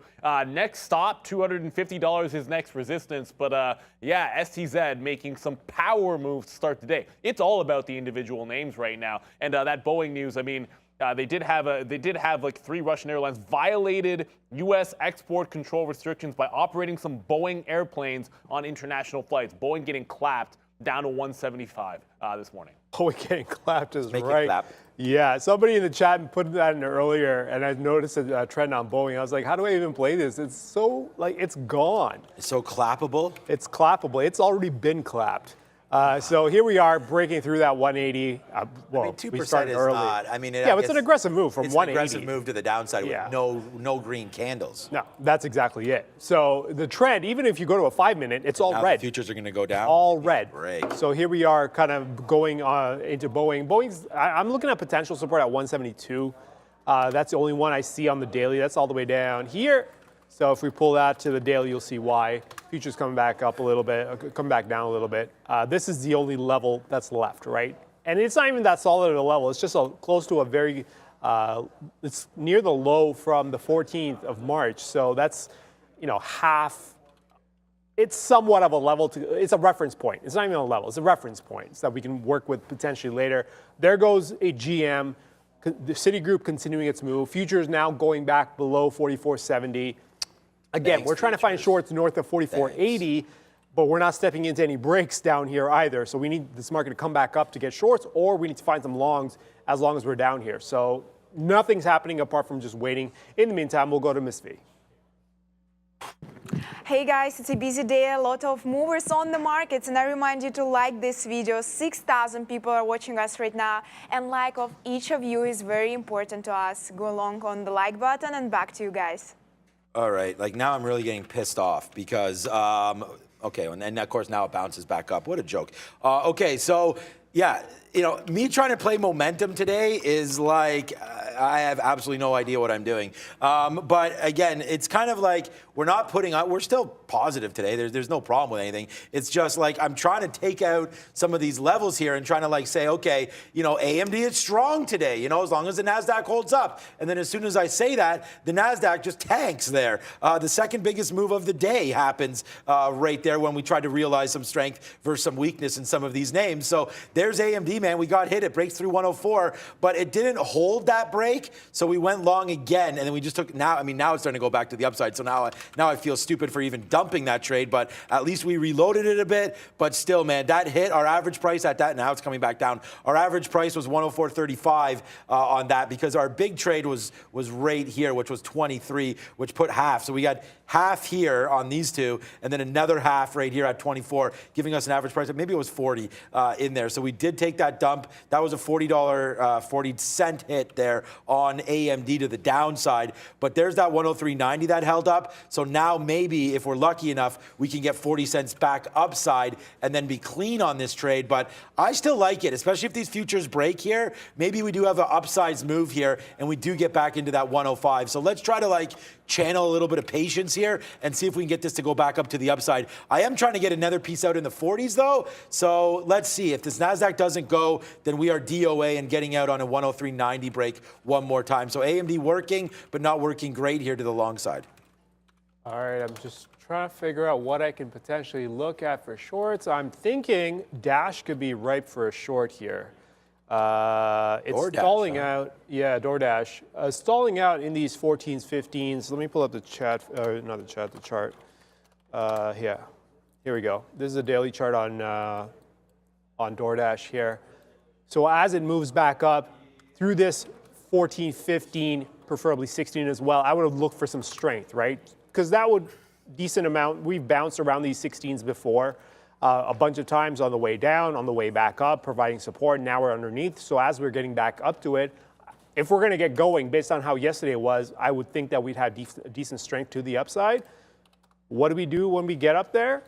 We lose it twice. So now I'm thinking, well, that doesn't make any sense. We already know that 16 is going to be a problem, right? Around that 16 is going to be a problem. We've broken 16 a bunch of times now, 14 through 16. And now we're bouncing off the bottom one more time. I'm going to try and fade this move. So you see me short just in front of 114 against the 117. See if we can actually work a short. It's a $3 risk. And see if we can actually get a move to the downside, preferably south of 110. So it's a 1-to-1 risk reward. Futures close enough to where I would want them to be for this type of a setup, not other setup. Other setups are going to look horrendous, but this type of setup, I'm okay with pricing it here. So we're going to go for the short and see if we can get a move on DoorDash. So 2 shorts there, GM, 78 cents in the money, and Dash out 33 cents for the time being. Waiting for more positions. RAD has broken 650, so we are waiting to figure out what RAD wants to do. RAD's putting in some volume here. I want to see what it does on a bounce, though. It's down to 40 now. Yeah, 640 now. It was about 670 even when we opened, and now we're at 640.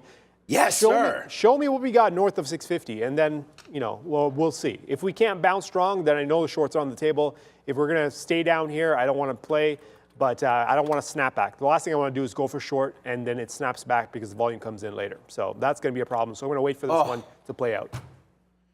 I mean, let's just throw some hot dogs around there because finally AMD, we can finally say that we made the right call on one of these NASDAQ names right now is AMD. We are now doubled up. We're near the highest spot we've been at all day here. Let's go AMD. You can make this move happen, bud. Let's take another out. Bang, right there, $1 win for us on AMD. 40-cent hit, $1 win. I'll take that every time. Let's rinse and repeat upside now. Now we're going to hold this name, man. Forget this. You NASDAQ, you want to take out these day highs? How high will AMD go if that does happen, man? AMD has been getting, as Brendan always says, and Neil, funny in our chat, he took it, clapped right now. A word directly from Brendan, because you know how Brendan is. But right now, AMD to the upside. It's been getting hit the last couple days. So maybe today is turnaround day for the semis. I'm not super confident. I only have now 40% left, but that was a big move upside right now for us on that. So bang, bang, bang, bang. So we did take the long, got out on the 50-period break. Got out on the 104 break right there. So that's a 41-cent hit on the downside. I checked it out.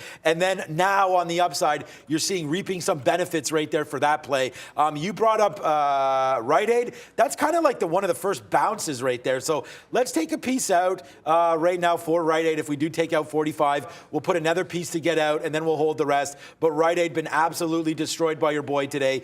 Nothing but love for the downside for Rite Aid. And then Ford as well broke down, and we did get an 88 bid there, but it's just hovering around. Hopefully that continues to work for us downside. But coming right back in now is AMD. So the futures did not go back up to the upside, but we're super happy with this name. A big-time positive win for us here for AMD as this name keeps on going to the upside now. AMD continuing to work out for us. We can check out Facebook. That's back down. Look how choppy this is. See ya, Facebook, man. I'm done with this stock. We'll have to look at Microsoft if we're going to try to find some upside moves. Eli Lilly, again, another 3%. Like, I've been touting this name since 40s for Eli Lilly. I'm going to tout it every day as well. Big time, almost $100 in the money now on Eli Lilly as this name continues to work. Let's go back over to Neil and see what's a go on. Thank you, Sean. Just going to talk about some uranium names here. Like across the board, some strong moves to the upside. Highlighting NXC here, Canadian company, Nexen Mining. Bit of a breakout on the daily chart here. Ongoing because $6 on the daily has already been taken out. You are making some fresh highs. Volume is also churning higher. So uranium on the move. You can check out the Quad U. That's another symbol that's on the move. But NXC, little Canadian content. You can trade that in the New York. You can also trade it on the TSX. All right. There was a trade that I was actually looking to get my hands on. But you know how, for anyone who watches on the regular, you guys know how I am about paying for shorts. So I did not do it because I did not want to pay for shorts. It was GME on the short side, 149 break. Oh yeah, AMC's tanking too. Yeah, 149 break on GME on the short side. It's been sitting on top of that level for days now. So, or not days, but at least it's been working some volume in front of that. 150, give it some space, 149, and now sitting at 147 and change. It's just, I mean, I can't even get too upset at that. I've got 2 decent winners. Dash, by the way, which I just got into, is $1 in the money already. So that's starting to move. Futures market doing absolutely nothing at these 70s. So we're going to wait on that one. Dash is going. GM is going. That's 89 cents in the money.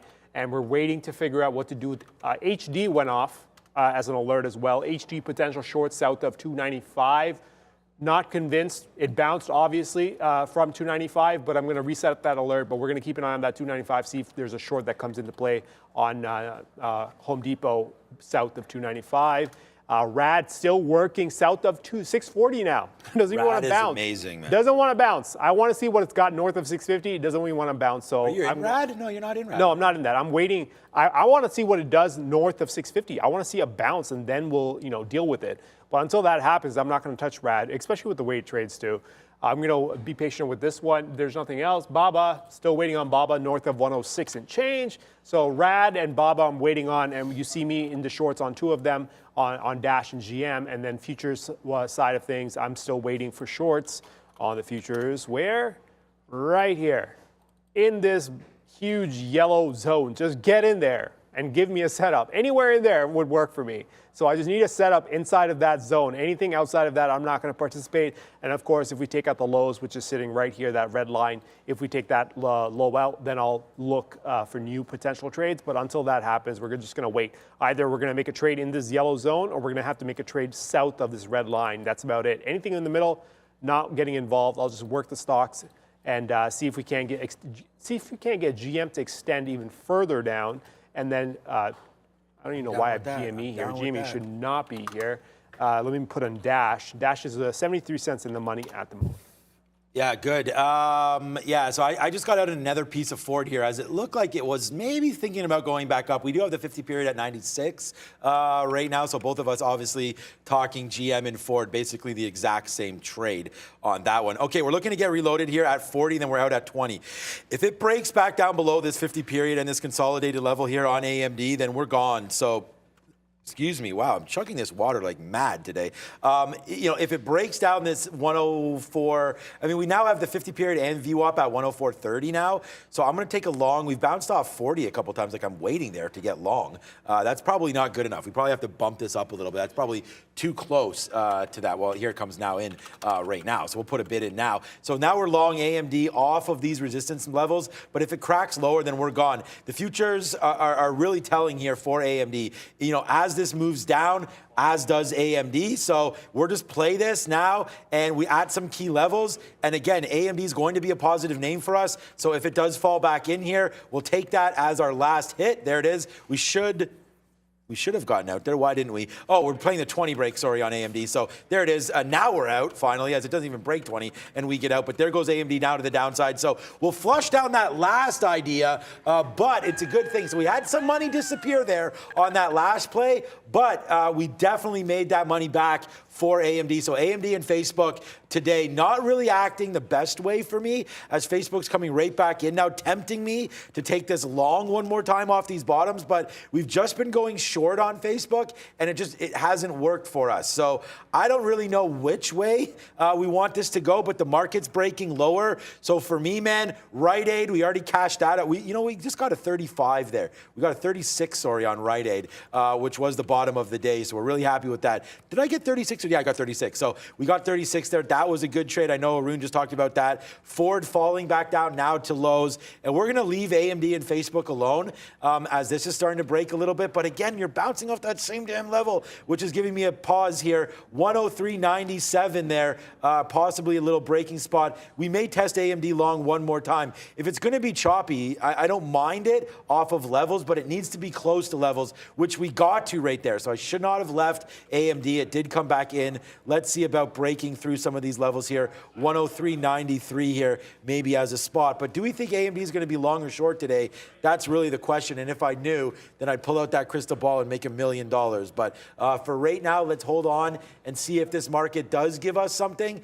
Twitter, the funny thing, before we go to Neil with small cap recap, we haven't looked at Twitter today, but this is falling apart too, man. This is down to $49 on Twitter today. We had a big move yesterday, and look at today. We opened up right at those levels that we like, 51.50, yesterday's high.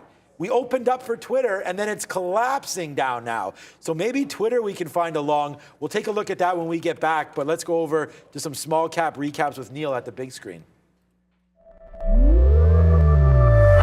Thank you very much. The Sean. We're going to start things off in a small cap recap with MNTS. That's the SpaceX launch deal that they were able to get. And remember, we talked about this in the open on the daily chart. You've got that 450 level that is in play, and it's got a double top right now. So we have already tested pre-market. We've tested it again and pulled back. The 420 lower high is now turning into support. So look, you can always think about that short off the top, but you got to have your stop order out there. It is holding the high end of the channel. The volume is pretty decent. It is setting up for a bit of a break there. The other name, we've got this HTGM, very, very small float.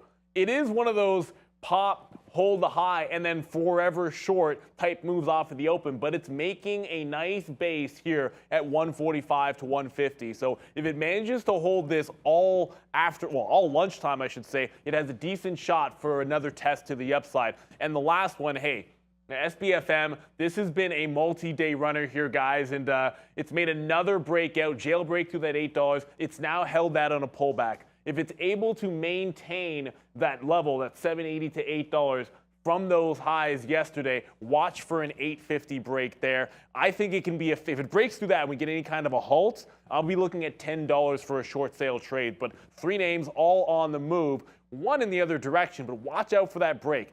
Anytime you have SpaceX as part of the catalyst, you have to watch out because that can generate a lot of interest. Yeah, I'm looking at PayPal. Just taking out that 111 now. I'm going to see what it does between 111 and 110. If we can get through 110 cleanly, then maybe a short could be on board for PayPal. So there could still be a long here on PayPal. That's a problem. It's got decent strength here. As long as the market doesn't do anything too aggressive, there could be a nice little move through these lows from, was it yesterday? Around 1250 or so. It's around 87 and change. If we can break through that, put some stops out, and then snap back up, there could still be a long here. I just got to keep an eye on this one. Maybe, preferably, I would go for the short south of 110, which is right here. So preferably south of 110, go for the short. Or if we can get a snapback long as the futures kind of drifts down a little bit, that could also be on the table. So we'll leave it as is for now. We're just going to ride the other two out, right? Dash 70, 80 cents down the money, and GM slowly. It took forever. After that initial move through 39, then I bounced all the way back up to flat because I'm short around 39.50, and then now here we are south of 38.50 at 38.40. So $1.04 in the money at the moment on GM, or we're just going to wait this one out. That's it. Nothing else to do. Just trail this. My trail can be north of 39 now, so I'm locking in at least 40 cents on this to the upside, or if we were to bounce back to the upside. But so we're going to let it go, manage this out. We've already taken some in front of 39. And now that we've done what we've done by trading this low, we can actually move the trail stop north of 39 even to lock in the rest of it. So that's going to be a winner regardless of what happens with GM going forward. So a couple others I'm looking at. Home Depot still looking at that 295 potential on the short side, and then waiting for PayPal as well at that 110 marker. So 110 to 111 to 110, but somewhere in there could be either a long or a short, preferably with the market where it is. I'd rather the market goes up and we get the break on PayPal to the short side. So we're going to wait for those two. That's it. That's all I've got. Dash bouncing back now, only 20 cents in the money. Dash is all over the place anyways. We're waiting in front of 110 to get some out, right? The risk reward here makes sense for Dash to be held either until we lose or we make money 1-to-1. That's it. Nothing in the middle. I'm not going to try to scramble for 20, 30 cents anywhere in the middle. I'm either going to make my risk or I'm going to lose it. That's it. Simple as that. So we're going to let it go. And as the market does what it does right now at 70, there's nothing else you can do either. Don't force anything if there's nothing there, right? So I'm just going to hold the two that I've got. Yeah, and it's really sad because, again, this is just what's happening to us. AMD is going to be fine for us today, but like, you know, again, we get stopped out and then we don't reload and then it rips back up. So it's just, it is what it is on that one. We did take some more 85s here on Ford, and then Rite Aid continues to make moves down at the bottom of the day. We have the bottom of the day already, 36 bid, but we are waiting for that one. I said I'd look at Microsoft when we got back, so we'll do that, and we'll look at Upstart as well. Shout out to Dinesh. I tried to get long on Microsoft, and it just didn't come in enough for us. That 50 period right there, man, I would have loved to get long on Softy. Softy very, very strong today. Like, these are the ones, man. If I just had looked at Microsoft instead of AMD and or Facebook, then we would just never even would have got stopped out just because the way this moved, man. It never would have broken any of the levels that we would have had. So that's good. So we'll keep that in our pipe here, Microsoft, in case there's a move back down. I mean, at this point, it doesn't matter. Like, I mean, I'm bidding 301.20s here. Like, I just tried to get long and it took off. Like, so we tried to get some 301.20s. That didn't come in. And now it's $1 higher for us on this name. So not much to do here with Microsoft. Dinesh mentioned Upstart. So we're going to say shout out to Upstart. And I saw Jacqueline Cobb in here. I haven't seen you in a long time, Jacqueline. What's up? If you're still there, welcome back. Yeah, Upstart was a name that we used to talk about a long time ago when I remember Jacqueline was around. And that was $400. Okay, now it's $95. Not that $400, you know, anyone was buying up here at that very top, but this has just fallen like a rock, I guess, right down to the downside. And then there has been some good reloads, and Dinesh knows the way I trade, obviously. So he talked about that here, about possibly getting some of those trades in. And you're right, Dinesh, these reloads here were very, very good down here at 93 and change. So I like those plays. Now we're coming back in. So watch out for another possible long down here. Obviously, if you break 93, you get out. But Upstart looking pretty good. But this is another name that's been pretty bad, man. The fintech spots, not good recently. So nice downside move for Upstart, but again, just watch out on that break. No idea what the NASDAQ's going to do today. You want to talk about choppy? Like we said that earlier. Remember I said it was going to be an inside day, and here I am trying to play these breakouts. So we called that what it was. Let's remember what we called and try to trade it accordingly. Upstart right here. I like these longs, but don't hold it if it breaks back down through 93, guys. Oh, man. Yeah, I don't know, man. We're trying to find something to do here. There's nothing else. I mean, you see me in Home Depot, right? I've been eyeing Home Depot for like 20 minutes now. Finally pulled the trigger on the short because I think I see enough in front of or below 295 to take the shot at the short. With the futures doing what they're doing, I mean, they're not committed either way. To the upside, yeah, we have space, but it seems like 80 is going to be a problem. So we only have about 10 points or so before we hit resistance.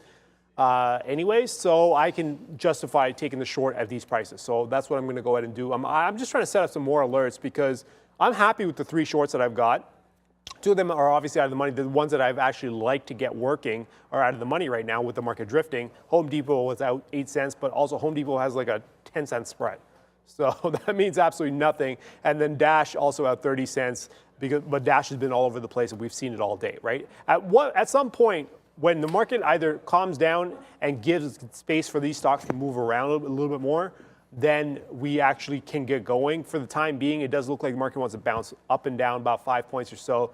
Now we're getting a downward drift here towards 65. I think if we get through 60, this could open up some activity. But again, we've been here before, nothing new.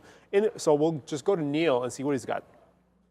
Thank you very much there, everyone. I actually have a name for you that you might remember. IronNet. IronNet down significantly after reporting a wider net loss than expected. And you can see down 11% was more than this. It just made another bounce here. And you can see 325, bit of a double top on IronNet. I love on the daily chart that you've got this, well, I mean, it's bad if you're a shareholder, but you have this $3.50 level here that has held support, and now it's rolling off of that cliff. So IronNet under a tremendous amount of pressure. It's past 10:30, so we have an hour until the European close. With that, let's throw to Ms. V to see how things are going across the pond. Hey Neil, European markets gave up earlier gains and now flat. Oil company Shell trading in London is down almost 2% after saying it would write down up to $5 billion as a result of its recent exit from Russia. Back to you. Thank you very much, Ms. V. Actually, interesting enough, coming across the board here, looks like Macron is seeing as winning the first round of France's presidential election runoff there. So that just hitting the wire as well. Obviously, the overall market isn't moving a tremendous amount, guys, but it is about trying to find those names that are individually in play. And I think, just watching something like that IronNet start to go. And you're right. There was Arun was mentioning GameStop and AMC making some power moves. I couldn't find anything, but really, they don't always need a catalyst to be on the move. They definitely don't need a catalyst. They're going to do their own thing. And GameStop specifically has been working that 150 through 149 level, so it makes sense that it's falling off now. Look at this. I mean, if you pay for shorts, I guess I could have participated, but that's a hard rule for me. So it's that one right here. It's through that bottom. So if we were sitting, this is an hourly chart, by the way. So here we are working underneath 155. Makes sense. Now we get underneath 149, makes sense. Next checkpoint has to be this 140. If we get below 140, I mean, there really isn't anything stopping us from going to 130, right? So there's about $5 left before we hit some support, or we're working the support zone now, so we could easily bounce on GameStop. For the time being, GameStop definitely moving hard, 7.26%, just over 7% to the downside, down $11 or so on the day, and it's taking out some levels and some stops with it. So we're just going to wait this one. I'm not participating, obviously, in GameStop. It's gone. We're just going to ride Home Depot to the short side, 8 cents in the money. Yay, with a 10-cent spread, I guess. Dash out 25 cents. Again, similar situation as Home Depot. And then GM, the slow grind on GM, up $1.10. Now at 38.36, which is actually, that's the low right there. 38.33 is the low, and we're sitting at 38.34 right now. So we're sitting at the low. There goes Dash. Now Dash is in the money, 18 cents. Yay. We've been here and done this dance a bunch of times already. So for now, it looks like stocks want to come back to the downside. Market doesn't want to do anything, really. I mean, we talked about this when we were at 65, and not even a couple minutes after, we were as high as 72. And now we're at 68. So running commentary on the market is not going to be fun. It's going to be like watching paint dry. So we're not going to talk about it anymore. Unless this market makes anything significant, any sort of significant move, whether it's breaking 44.60 to the downside, breaking 44.80 to the upside to work some shorts. Unless that happens, I'm not bringing this up again because we're not doing absolutely anything here on the future. Somebody was asking, hey, when do you think the market's going to go back up? I don't know. We're traders. We don't know. We just trade based on what we're seeing in front of us right now. So right now, the market's saying don't do anything. That's what I'm going to do. So apart from the shorts that I've gotten to stocks, in terms of the actual market as a whole, not going to participate. Let's get below some key levels, and then we'll figure out what to do next. So for the time being, you got to be smart about when you got to put risk on the table, when you don't. Otherwise, you're just going to waste money for no reason, right? So right now, we're just going to sit back, ride the positions that were set up, and then let the rest just kind of work themselves out. All right, so I'm taking the same approach here because I'm back into AMD, now on the long side for AMD. We've only been long today on this name, and it's been fine. We'll be net positive on this name. It's just like, are we ever going to be able to get a big move on this name? So here we go. We averaged it. We took our first piece at 20, our next piece at 05, and now we have that average price of 09. And let's just see. Like, it just touched VWAP there, 34. So I guess we could put an offer there. Like, I don't even want to take 20 cents, but like you mentioned, bouncing around these futures, it's going to be an inside day. We've already called that. So a nice little upside move here would be nice. There it is. We just got that VWAP print right there at 32. Now we start to go, are we starting to go? You see that break there in the futures? Let's see about taking another piece out in the 40s if we can to the upside right now for AMD. But as you could see, we're not going to talk about the futures, but I'm just going to talk about them as a leading indicator. Look what's happening, nothing. And Arun mentioned this, so we have to just try to play names and play off some levels. So here we go. AMD puts us right back into the green again. We're sitting in the 40s to get a piece out. How high did we go there? 43? I mean, I can tell you to look, Arun, I'm offering 43s right now. So hopefully we can just print 43s there. Just go through and print me at, thank you. If that didn't happen, man, honestly, Arun, we probably were going to fight at some point. And I don't know how that would turn out for me. But yeah, there it is, AMD there. Now we're somewhat happy as we are out of a little bit of this trade. We're at the highest spot we've been at all day here, guys. So it's been a big day here, but a frustrating one, needless to say, as some of these moves haven't continued. And even right now, like, I'm nervous about where this AMD trade is going to go. Are we going to retest some of those lows again? Look at the futures starting to take off. And of course, now AMD starts to get going. So this is why we don't talk about Bruno, but why we do talk about stocks, because it's a nice little move to the backside. Let's get another move out here at 50, and now we can hold to see if we get these upside moves on AMD. We're offering in the 60s now. Let's go. We're offering 66 here on this. A nice little long. We're long 104.07 now on AMD, so a nice little win as we march back to hopefully the highs of the day on AMD, guys.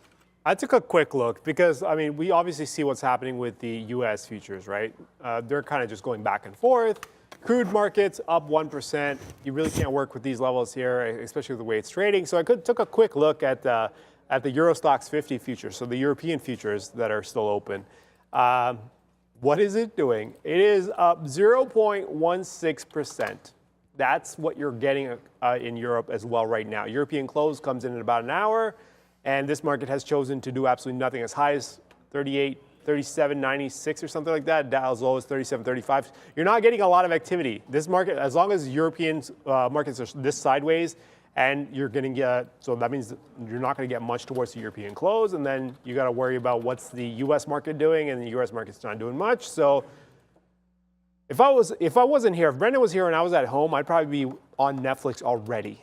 So since I've got a couple positions, I'll let them work themselves out. HD 55 cents, GM $1.13, and Dash out 92. That's about it.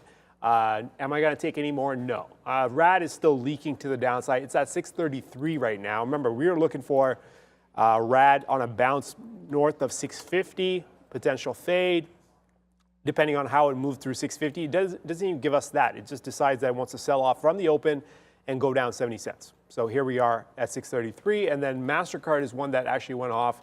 Potential short below 350, but I've already got my hands on 3 shorts, and I don't like 350. It's a big round number, that's why the alert's there, but at the same time, I'm not gonna go short in this market when I'm already positioned on 3 different stocks on the short side, right? So I'd rather not get involved with MasterCard, even though the alert's gone off. So we're gonna wait for this market to do something else. At least GM is going. GM is just putting in new lows now. Yeah, 38.24 on a GM. That's $1.23 in the money. GM, nice little move. For anyone who hasn't seen the chart, yeah, there you go. Right there, pre-market short in front of 39.50, and then got some out in front of 39 even right after the open, and then here we are holding the rest, $1.23 in the money. Yeah, and we're just loving life on Ford as well. We just took some more bids at 80 there on Ford as this is completely cracking lower, lower, lower. So yeah, let's go, man. We got big time movement here on that name. And look what AMD did again. You know, got stopped out again. Nice move to the upside, but good thing this time we cashed out of the majority of those plays. Like we said, here we go for AMD to the upside. But now, I mean, again, like the market rate just back down to these lows again. So you could test another long and then try to hold it and see if any of these levels hold out. But again, do we really want to play this game? Like, this is ridiculous. Rite Aid, a monster win for me today. This is why we're pretty happy with things. And I'm going to go right over to Microsoft now because, oh, we just took that down. Okay, now let's regroup a little bit here on Microsoft. I didn't realize how much, you know, how further this name came and where VWAP is now, where this 50 period is now. We just broke that level. But again, maybe the NASDAQ is now finally starting to push lower. I'm much happier with this Microsoft position than any of the other ones because I really do believe that Microsoft on these moves up here has a chance to retrace back up and not really get too downside. But again, here it comes right now, 30.50 coming into play here as the market is collapsing finally here.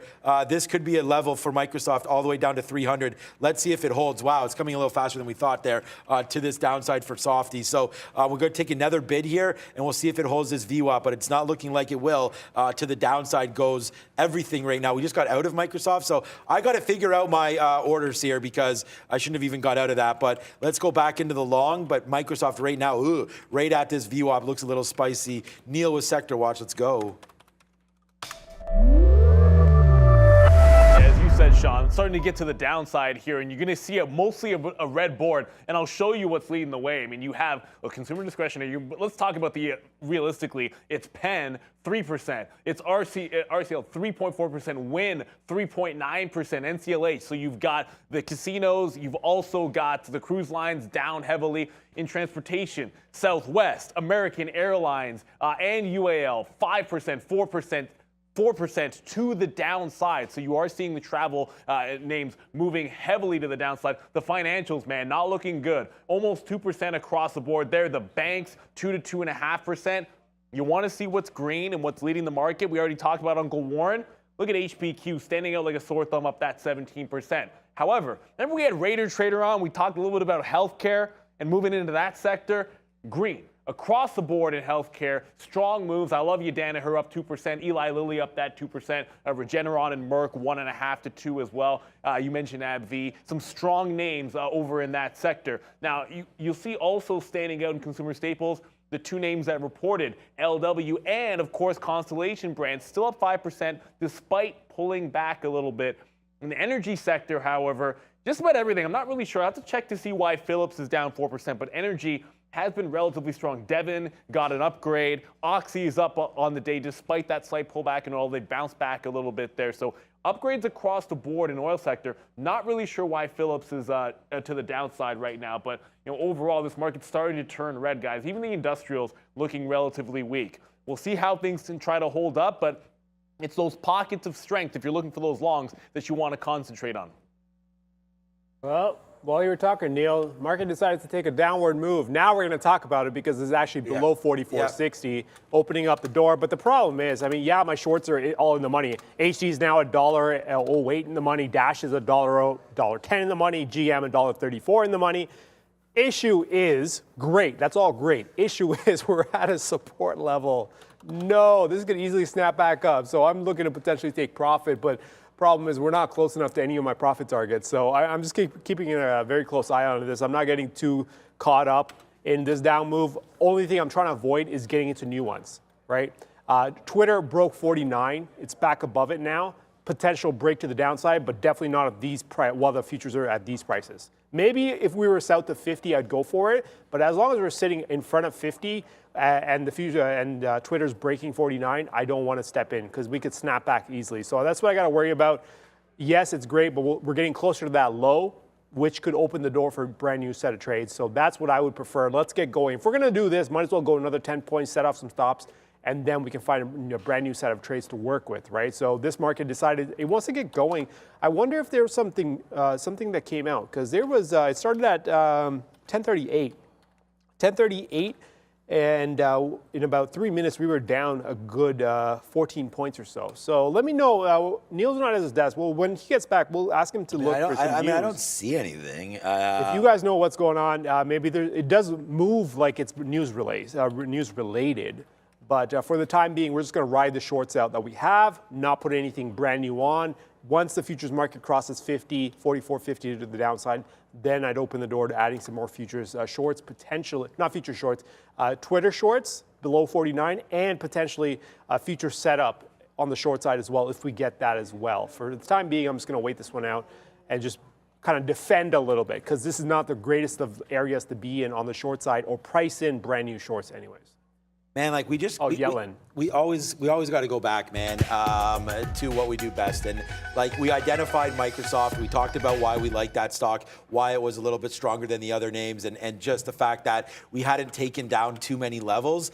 So we just re-upped this, and look where we're long right now, 08s. So a nice little move to the upside here for Microsoft, making our money back on that first move down. We didn't even mean to get stopped out there. And again, you got to do proper order management. But here goes Microsoft trying to go back upside. I'm waiting right here at 301 to get a piece out. So if it comes back up, we're very, very close to getting another leg out here on Microsoft for 70 cents in the money right now. But let's see if it can go up. I know Arun's holding a couple dollar. I think Dash is $1 in the money. We're going to try to do the same thing. Here we go. Let's go, man. This is a nice dollar win here for Softy, and we just put this on. So, like, Arun's trades are, like, working themselves out right now. We're, like, in 70-cent winners, and, like, in 1 minute, it's in the money, 70 cents. In the next minute, it's out of the money, 70 cents. So, like, some of these tech names, definitely, if you want the volatility, trade with these names. But, yeah, there it goes. We just took another piece out. Yes. Again, guys, like, this is just, shout out to Brendan, even though that should be Neil's face on there, but we won't forget about Brendo there. Yeah, bring some news, bring the pain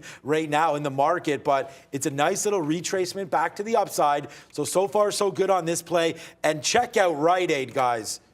Like, wow, Rite Aid. The cannon came out. We reloaded this trade earlier on.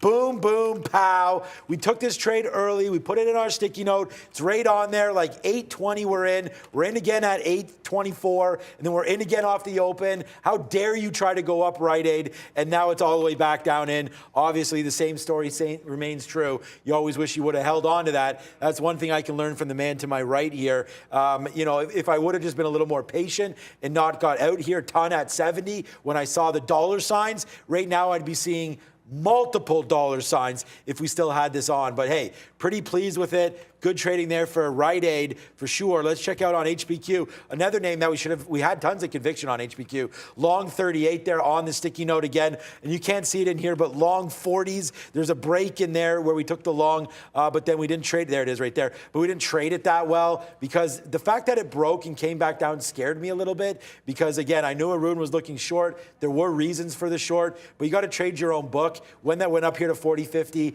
that was a target for the out. It does go to 41.50 and right now bouncing around. So I actually favor short maybe now in HBQ that we've made these tops, but I feel like we're doing good trading here on Softy, back up to 31 bucks. Another piece to get out rate coming up now. Ford and Rite Aid have just been monsters for us. So it's only 13 minutes to go, Arun. I think this has been a pretty productive day, and we've given our viewers tons of different names to trade, including some new ones that you brought to us today, FedEx, Home Depot, and then you're also obviously still holding that GM banger. So good for you on that one. Man, FedEx was such a mess too. It's 203 short. I was offering 202.97 as you can see, 7 is the number of the day for me. So all my shorts are priced at 7, 97, 47, whatever. So I was waiting at 47, 97, never got the fill, and now it's south of 200. That trade's gone. That would have been a great $3 winner. But here we are waiting on Dash is finally getting going here, south of 112. Home Depot bounced back up, but GM still trending strong to the downside. Now we're sitting in front of 38. That's a full dollar from where we got out of the last portion of this position, right? Remember, we got out in front of 39 and change after being short at 39.47. Now we're sitting a full dollar from that first exit, and that's $1.39 in the money, and Dash is $2.17 in the money. Target on Dash is going to be in front of 110, so we've still got another $1.50-ish to go before I start looking at take some profit on this one. One thing I will do on Dash is tighten up a stop, though. There's no reason for this to bounce back one more time because we've gone through 212 here. Let me put it on this chart. Okay, so since Dash has gotten through this 112, there's no reason for it to come back up. Because if it comes back up one more time, we've been bouncing in front of this 112 pretty much all morning, and then we finally got underneath. There's no reason for it to bounce back up, because if it does, then it becomes a problem. That kind of starts voiding the read that I'm seeing. So why not move the stop on this, because that'll defend our profit. $2.60 in the money right now as it works 111 and change. I'm looking to get some out in front of this target level here in front of 110. And then we can lock in about $1, probably not $1, probably like about 60 or 70 cents on this one in the event. And that's the thing, you always have to have like a fail safe. In the event that it doesn't do what you're expecting it to do, where are you going to get out? In my case, if it doesn't get to my 110, what am I going to do? I'm going to trail this one, but the stop is going to be north of 113, so we're locking in something anyways. So there goes Dash, there goes GM, Home Depot bouncing back up, but I'm okay with Home Depot bouncing back up because I like the way the daily's setting up on that. Futures market hugging 44.55, another 10 points puts us in brand new low territory from yesterday. So if we can get through 44.50, that should open up the stops, and then we can take a look at that 44.45. But, big but here, you gotta worry about the potential of a bounce off of this support area. It has held well, and we could easily snap back up. And that's what you have to defend against when you're short this much. You have to protect yourself against the potential move all the way back up. So one thing I haven't done, show's almost done, but I haven't done this yet. I'm gonna give this out for your Dash short and your GME short, or not GME, the GM short. So there's your sniper shot on two of those names there as we go to Neil.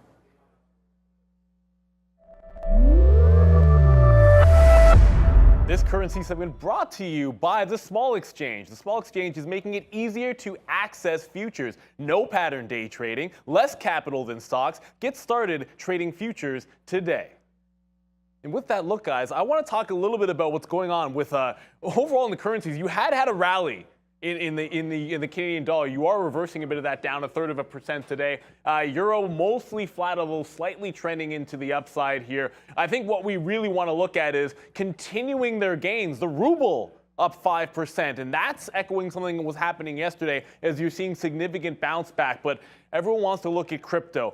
Bit of a downward turn. The market's coming down. It's a bit of a risk off. We're only down 1% on Bitcoin and Ether, 1.3 on Ether. But really what you can see here is since making that 48,000 top, we have reclaimed to the downside that key 45,000 level where we had that big bounce off, Sean, from 40 to 45. And so we're now back below that. Could it turn into resistance possibly, heading us a little bit further down, guys? But overall, the big story is going to be the ruble. It's going to be crypto, and everything else mostly flat. So it's all, again, we keep talking about this. It's about those pockets of movement. That's where you want to be focused. All right, I'm just, yeah, thanks, Neil. I'm just talking to Arun right here, and like, why Microsoft? We're $2 in the money now on Microsoft, as it just goes right to the upside. But that's like, I respect my own lines too much here. Like, I got to let some of these things break out and be able to hold them for a little bit longer. Look, it's a hell of a positive name, and I'm really happy with Microsoft today, obviously. But it's like, wow, look at that. I mean, we held Ford a little bit to the downside, which is a good move, 25 cents. We held Rite Aid a little bit. But again, like, we don't have as many shares as we should have on all of these moves. But what a great day for us today. Thank you for whoever was talking about Softy. I like to talk about this every single day, and we're right back in this name off of these bottoms. Bang, bang, bang. Nice move to the upside. We're, like I said, we're at the highest spot we were at all day.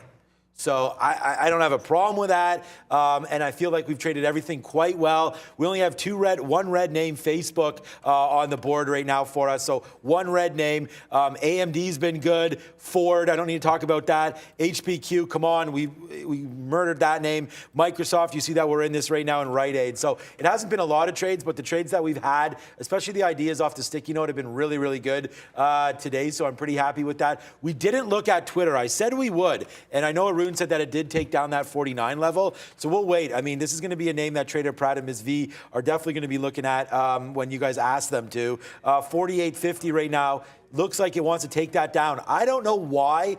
Where's my, oh my God, did my 20 period close again? Like, this is just a wild day for me here. No, it's here somewhere. Where is it? That's not it. That's not it. That's it.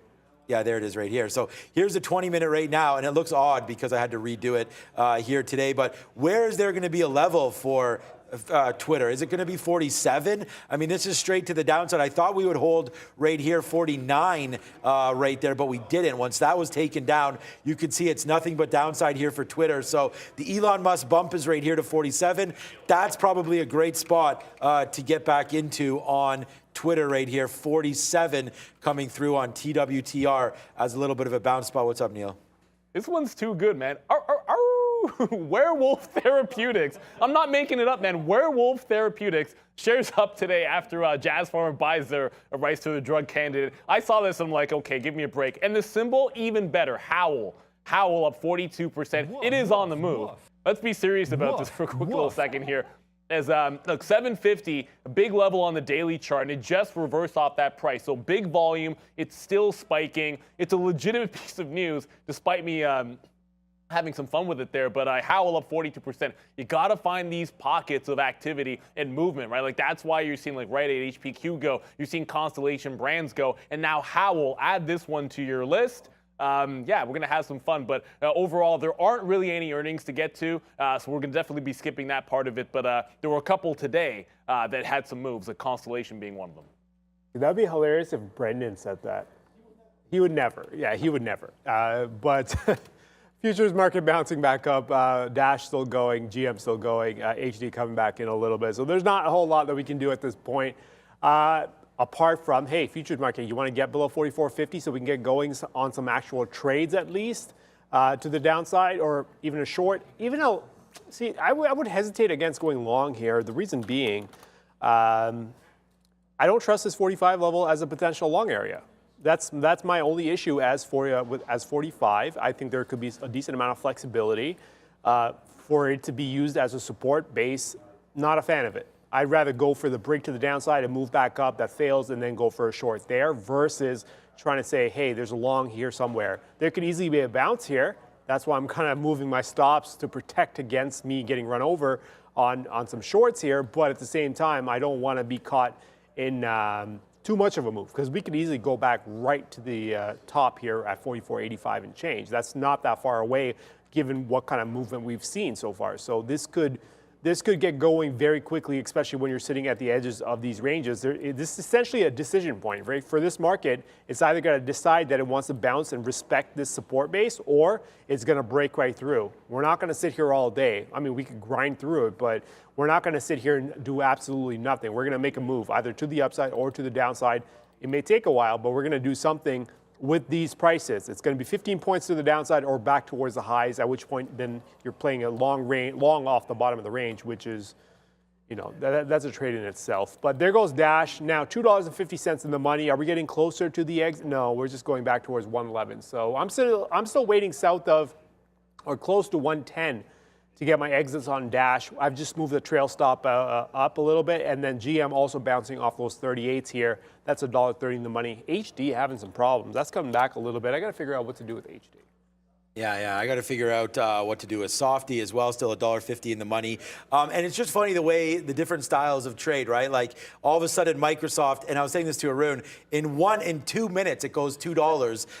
And then, you know, the DoorDash, now $2 in the money as well. You know, that takes a half hour or whatever it was. The GM, the same kind of a play to the downside. And that's why, like, I'm happy to be here because, you know, we were able to be pretty patient with Ford, man, and held that all the way to the downside. So part of that, again, was just trying to figure out what this market was doing, you know, getting a little bit of confidence here on that play. The only thing that I really screwed up today, and again, completely on me, was just getting out of HPQ. We love that name. We could have held that for a hell of a lot more, and we didn't. So that's on me for HPQ. And then, honestly, man, getting out of Rite Aid, like, should have just held that once we had that, man. I mean, we had the high of the day right here. I mean, I'm still in it. 05s right there. So, I mean, you're seeing $1 in the money on a $6 name. Like, that's 15% right there for you guys if you wanted some return on that. That's a good trade for me right there. But, yeah, thank you for all the support. Dinesh, everybody out there, Elizabeth, Pro Day Trader,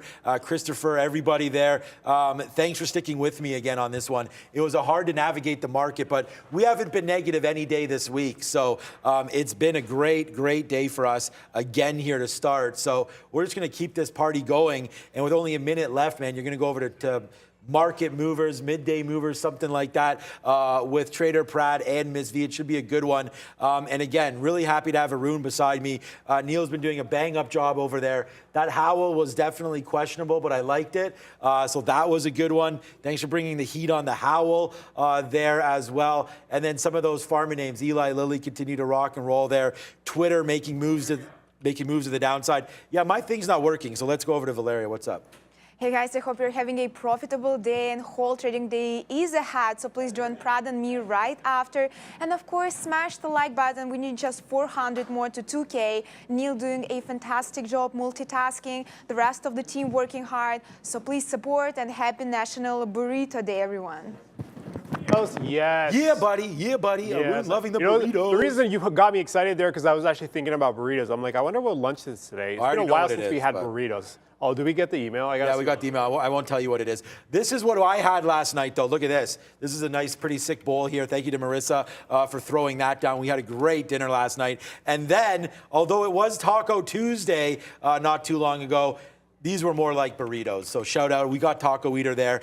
We had burritos the other night as well, April 5th. What day is it today? April 7th. So we'll see. And then Arun, I will tell you, did you not? I got it. It's coconut green curry. There it is. I mean, yeah, okay. Potential. It's not a burrito, but I mean, I'll take it. There's potential down there. There. The coconut, the green curry. They do pretty good green curry, actually. There you go. I like that talk. Okay, right now we're going to get ready to throw it over, but it can't go without one more of these. Bang for Mr. Softy right there as we go to the upside. A nice little win up to 302 again. Back in the money, $2 on Mr. Softy. So we'll keep on watching that. But without any further ado, as I can't stop trading, but I know who's about to make some big time trades for you. Maybe, maybe not. It's Trader Pratt and Ms. V. Let's roll it over there. Welcome to It's Market Movers time with Trader Pratt and the beautiful Ms. V. Thank you, Prad, and hey guys, welcome back. I hope you started this trading day in a profitable territory. More opportunities are coming. Please be active on the chat, ask us anything, and please give us a like. So, Prad, how's your trading day going? Pretty tame, not really doing anything at the moment, but I'm watching the market.